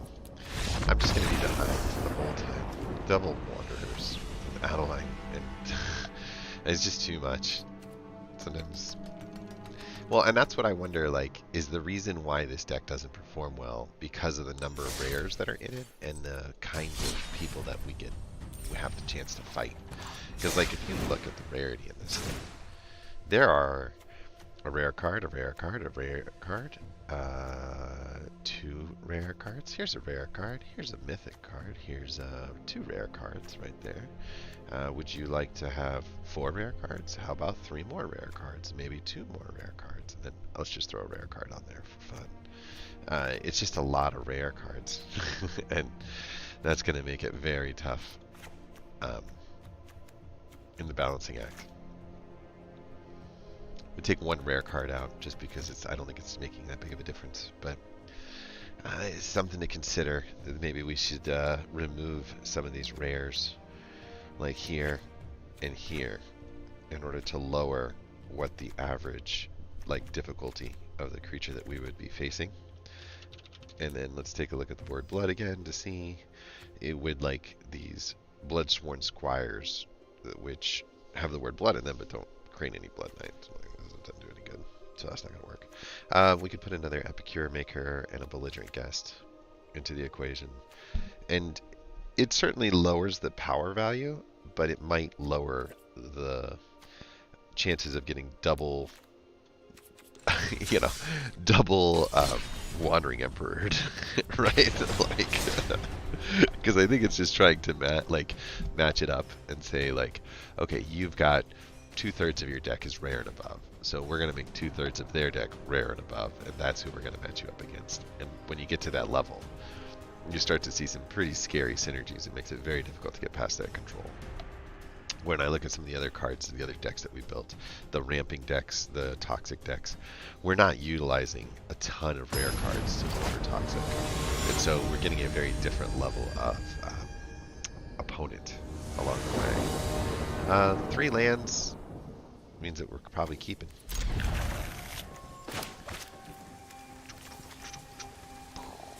We can cast this on turn 3. That will help. I really want a bird. Oh, of course. Let's go with a blue control deck, because that's what this... Our deck and blue control make perfect sense to... What am I? It's okay.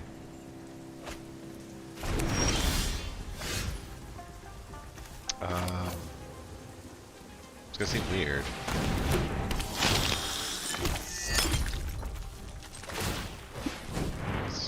Let's cycle through this for how come I didn't get a bird? Yeah. Okay, we'll throw this out there.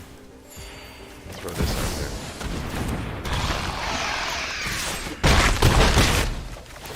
Let's draw some cards now.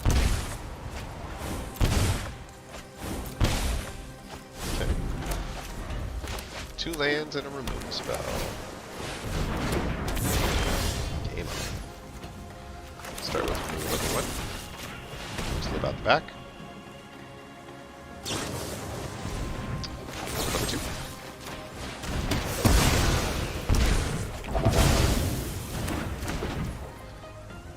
Sure.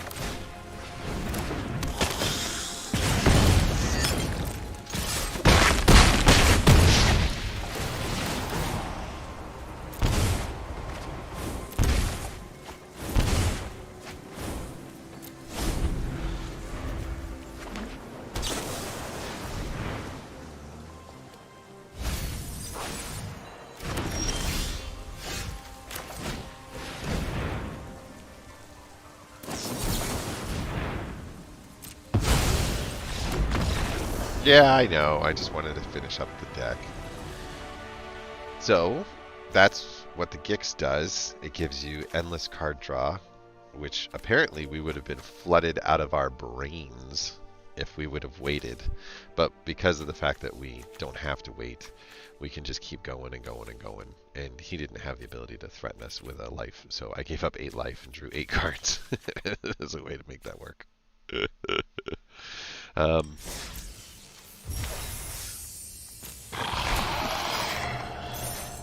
certainly not the same opponent level-wise, right? So removing 3 total rares out of the deck, the Painful Quandary, the Archfiend of Bishop, and then the March of the whatever for the removal, clearly knocked us down a tier as far as like deck strength is concerned, because every spell we saw was a common spell, except for the one creature was easily removed because of the fact that we had so much withdrawal. So, yeah. Let's make him get afraid of mono red.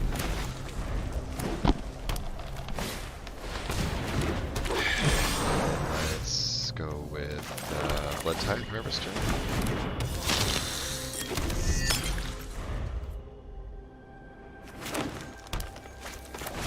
Double spell.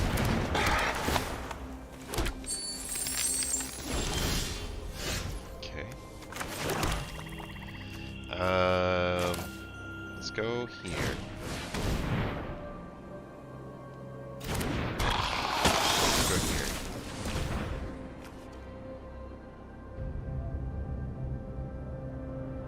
You really gonna use your safekeeping on your little speaker?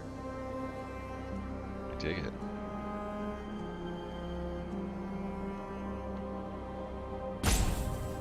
You shouldn't, but I'm okay if you do.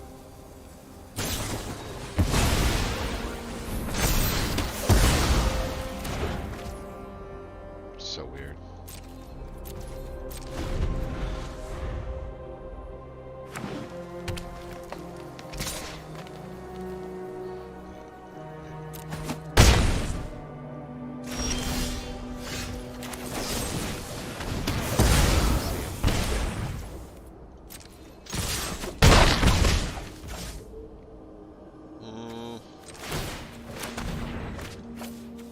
I prefer not to miss a game.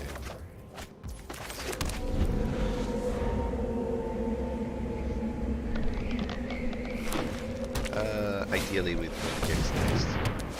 Unnatural Growth is an interesting card. It's certainly scary later on in the game. As it stands right now, it doesn't... Next.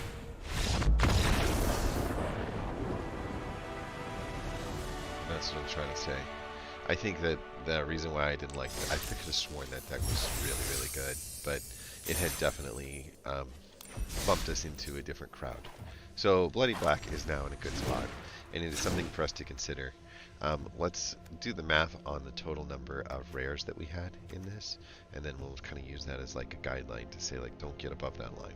So 1, 2, 3, 4, 5, 6, 7, 8, 9, 10, 11, 12, 13, 14, 15, 16, 17. So we had 20.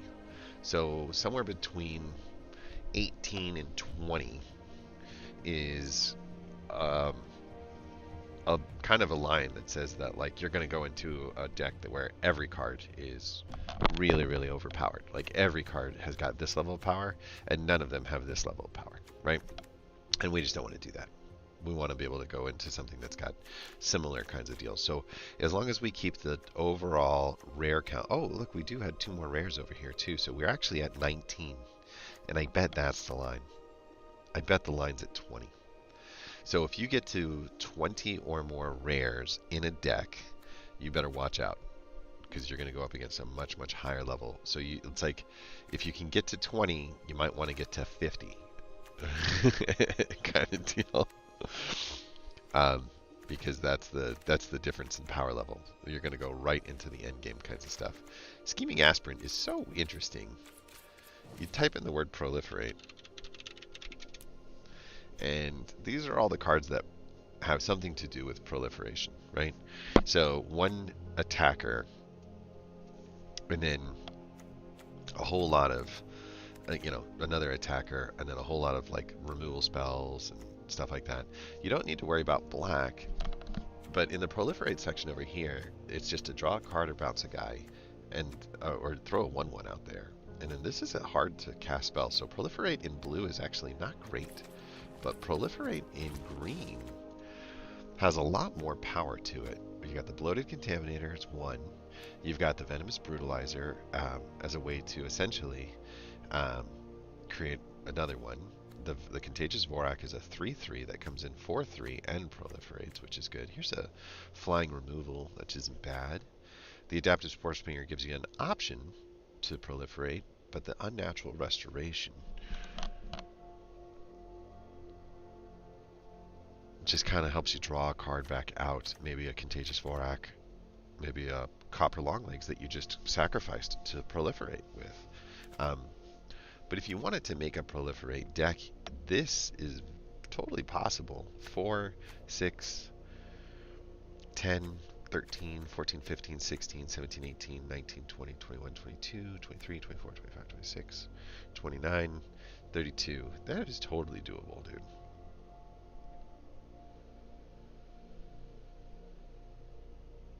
Do we? I don't hate this.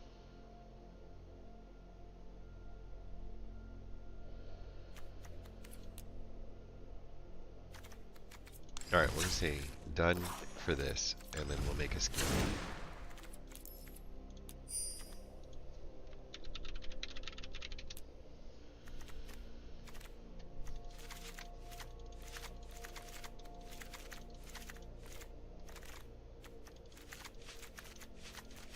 Uh-oh.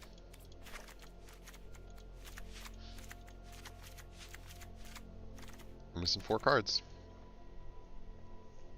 Get splash blue.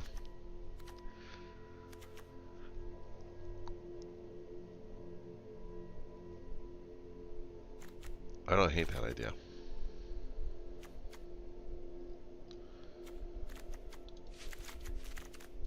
If you splash blue, you stay on theme. And it kind of works because these can help you find the blue if you end up with a hand that has these early on in it. Or it can help you proliferate if your scheming aspirant is out on the ground. Otherwise, everything else is going to proliferate, right? Put a target creature card from the graveyard onto the battlefield under your control and proliferate for 5. So what would you want to do? Like the scheming aspirant. Correct? Bloated contaminator would be a good one. Venomous brutalizer would be another one. This one has an ETB. So there's a lot of good. This one proliferates when it goes in and on the way out.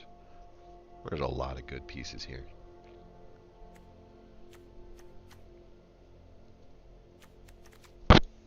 Okay.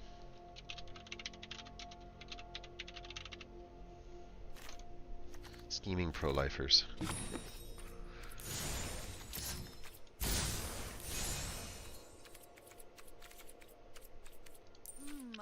Liliana is very much black. Let's fix the land any way we can. Well, the good news is we don't have to worry about the rare count in this deck. 2 or more. Black and blue is good. Here's a damage land. I'll take that too.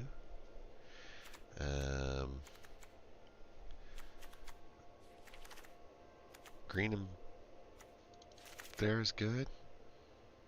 What about green and blue? 2 or more.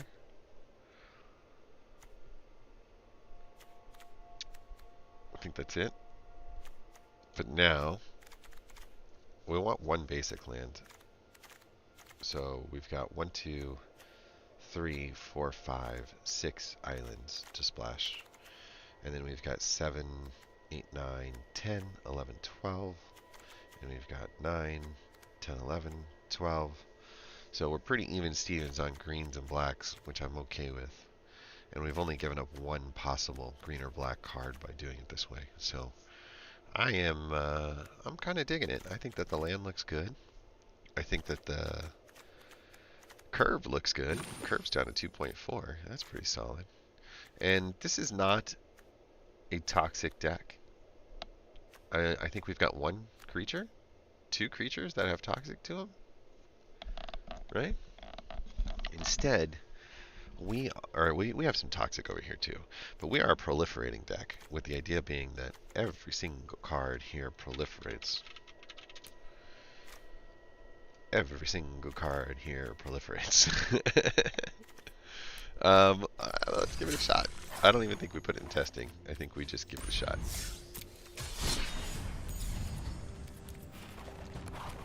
Scheming pro-lifers. So splashing. When you're splashing a color, there are two things that I like to look at. One, do I just need one copy of the color to make that happen? Because it's infinitely more easy to get one blue pip than two blue pips. That's why things like Mesmerizing Dose is just not splashable for us. You need it on turn 3, so you only have 3 attempts to get the blue, and then you have to have 2 of those to be blue. So 2 out of those 3 have to nail it, and that's just very likely to have me there on time. So you just typically won't see me do it that often. We have one blue card and not the mana, but the mana's not bad otherwise, so we're going to hold off. I think we throw the copper on things as a way to play some units here. And we kind of feel them out and see how they land. We're looking for our Scheming Aspirant, and we're looking for...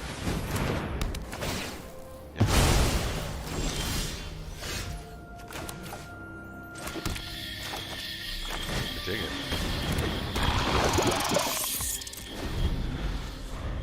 Get another removal spell.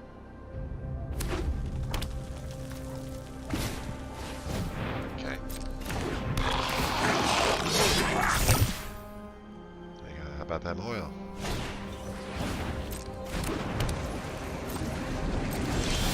Okay. We're gonna go with this. I'll attack.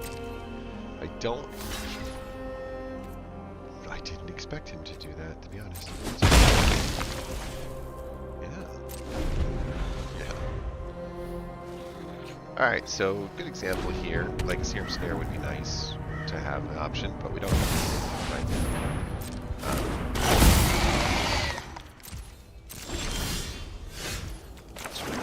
Awful nice legendary. Shame if somebody's putting it all up. Toxic flies. Yeah, I was gonna say, I know something.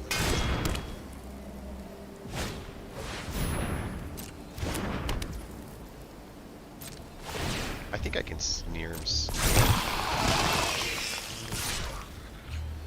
That's fine.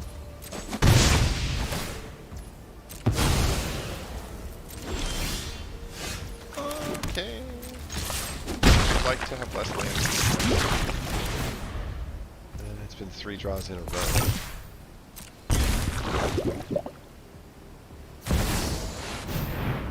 Ah.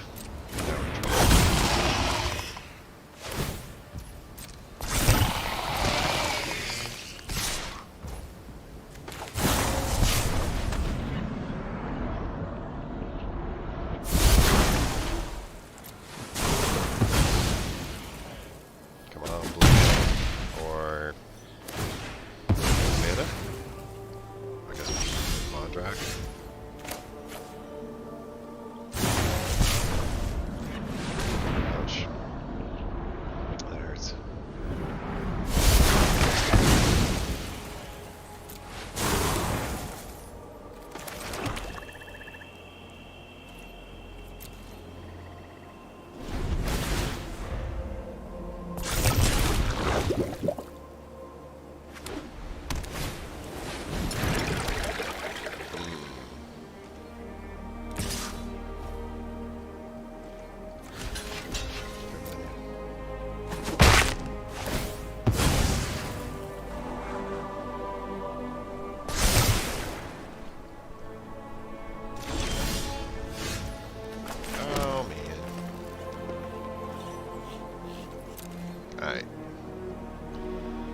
I guess. Was that 8 lands? So we went 5 in a row on lands.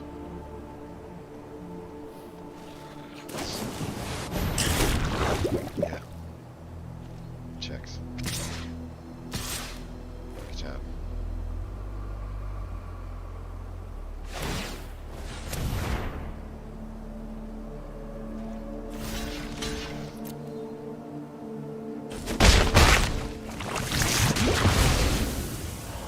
Can I just get rid of it?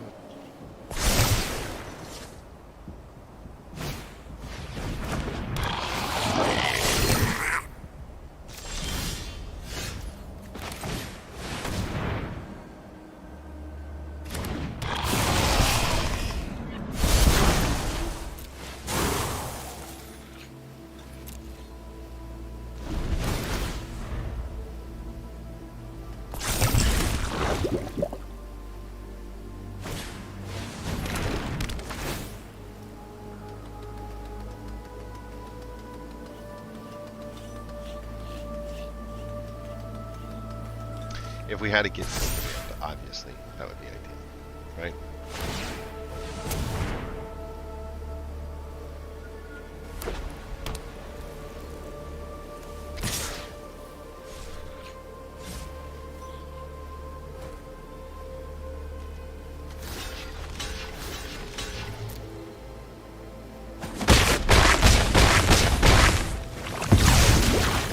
It's pretty nice. If you had a Fixes command, you could do minus whatever, but you don't. You never got the blue mana, right? Now you finally can get the blue mana.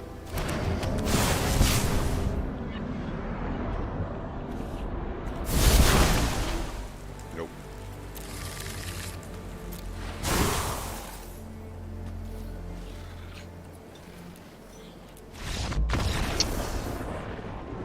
Not much we can do.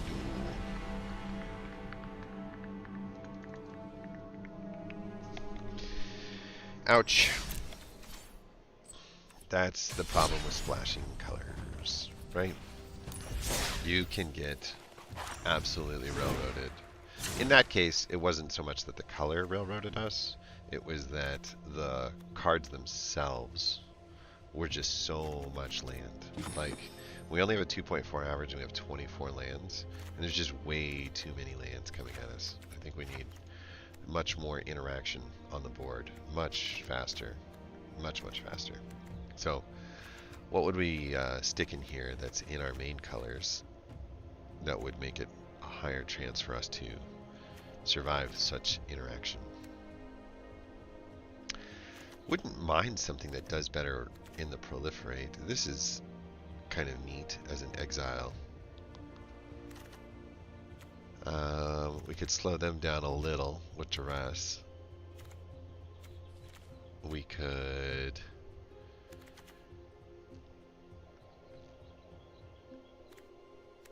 it's kind of interesting just because we aren't really on the toxic train.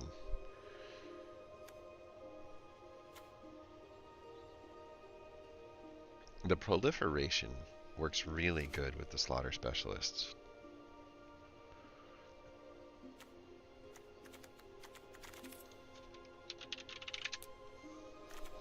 What gets counters that affect their ability to do strong stuff?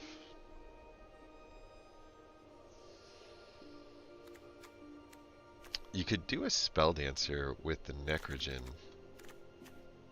and get rid of some copper long legs. I don't hate that because then you get to double proliferate too, right?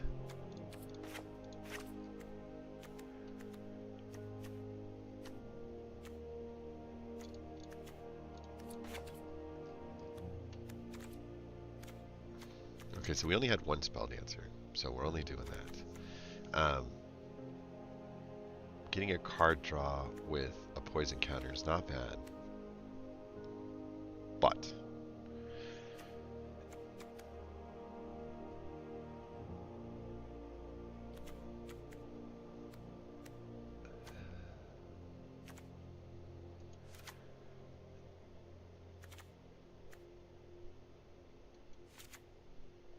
What if we kind of put some threats everywhere?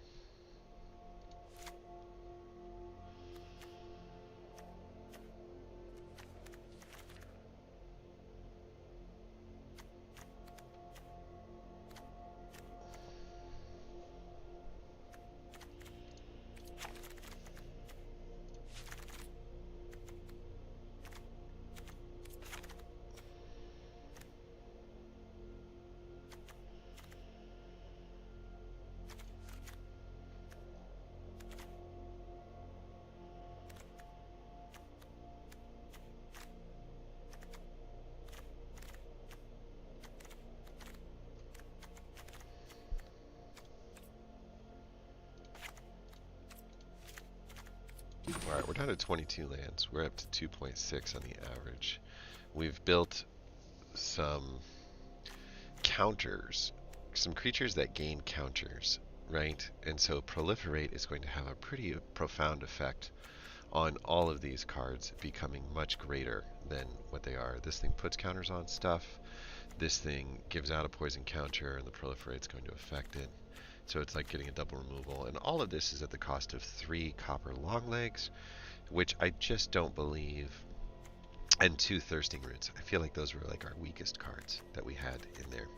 So adding these cards in is adding a little bit of rare power to our deck. But I kind of like the idea that the Proliferation has a more fruitful place to go than just racking up the poison counters, right? Because if all it's doing is racking up the poison counters, it's a long road, a very, very long road.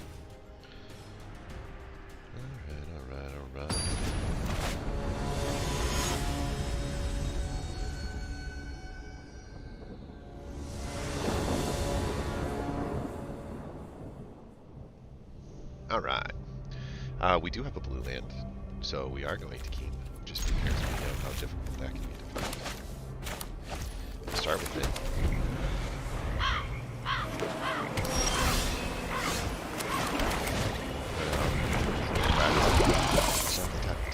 Tap like that.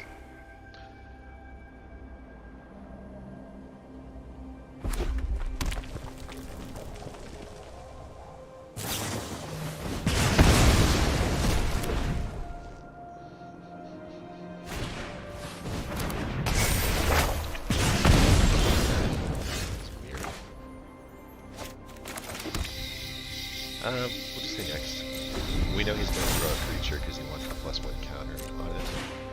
And so by throwing the +1 counter onto a Reckless Stormseeker is a perfect example. Bye-bye.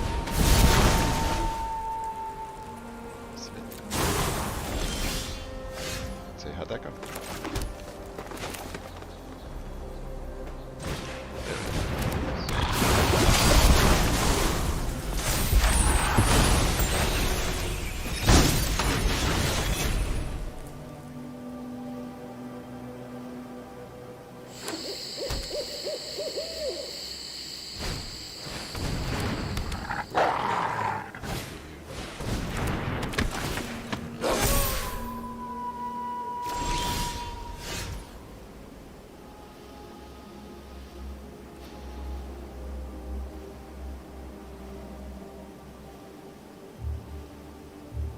If I did it perfect, I want to see what happens here. I think I'll get double blocked. Maybe not.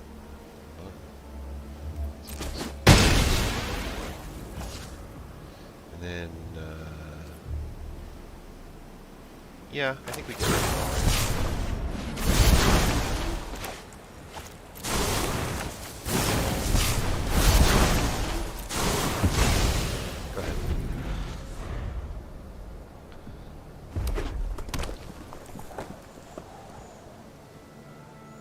I would expect the Storm Chaser next with the attack on the Paxon pump for 4.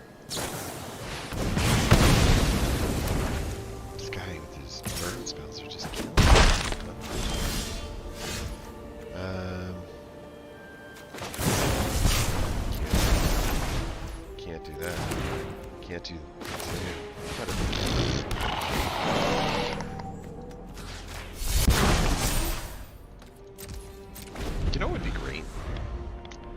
one of those, just one of those scheming aspirants that we built this entire deck around. This has got to be like King 3, and we have not been able to find it. And that's scheming. Well, maybe not. He doesn't have a creature that's worth like stealing out. Pretty frustrating. I could have blocked.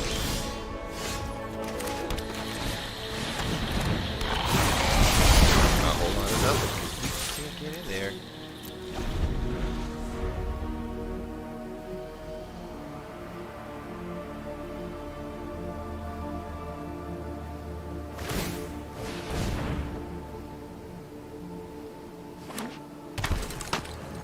Makes me feel better.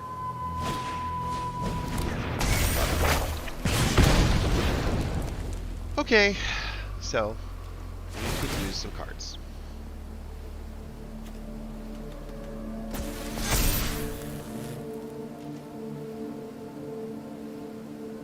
We definitely take out the Stormseeker and it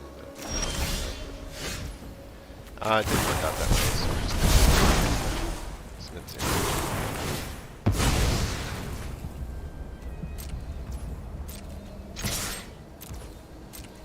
Let's see. If they throw the Stormseeker up on his Foresinger, cross it, killed 0,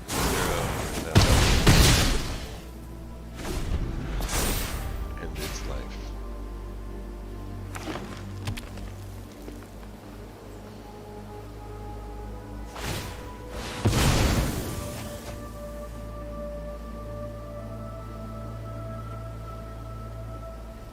Really? That's the one you would remove? A fight spell? Yeah. That's great.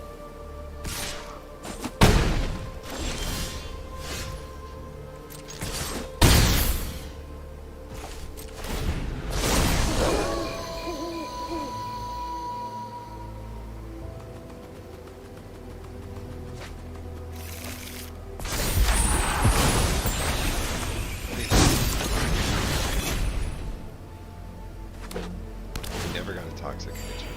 No.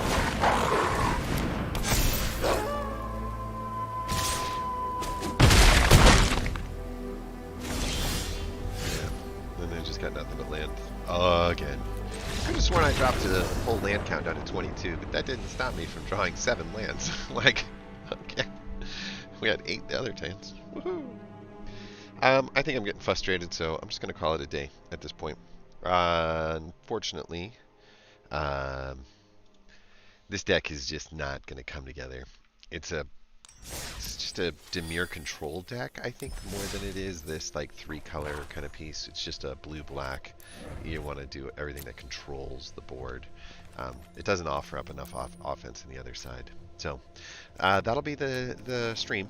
And hopefully I can par this thing down and get rid of all the dead spaces and turn this thing into a bit of like a highlights and something like a 10-minute or 15-minute video. So I will work on putting those things together soon, and we will go from there. Cool. Anyway, we got some more gold. We should be able to do 2 jump-ins tomorrow, as well as have access to the midweek magic event that pops up here in just like another hour or so. And that will be cool. So we should be able to like further push everything just a wee bit more. Okay. Thanks for watching. Catch you later. Bye.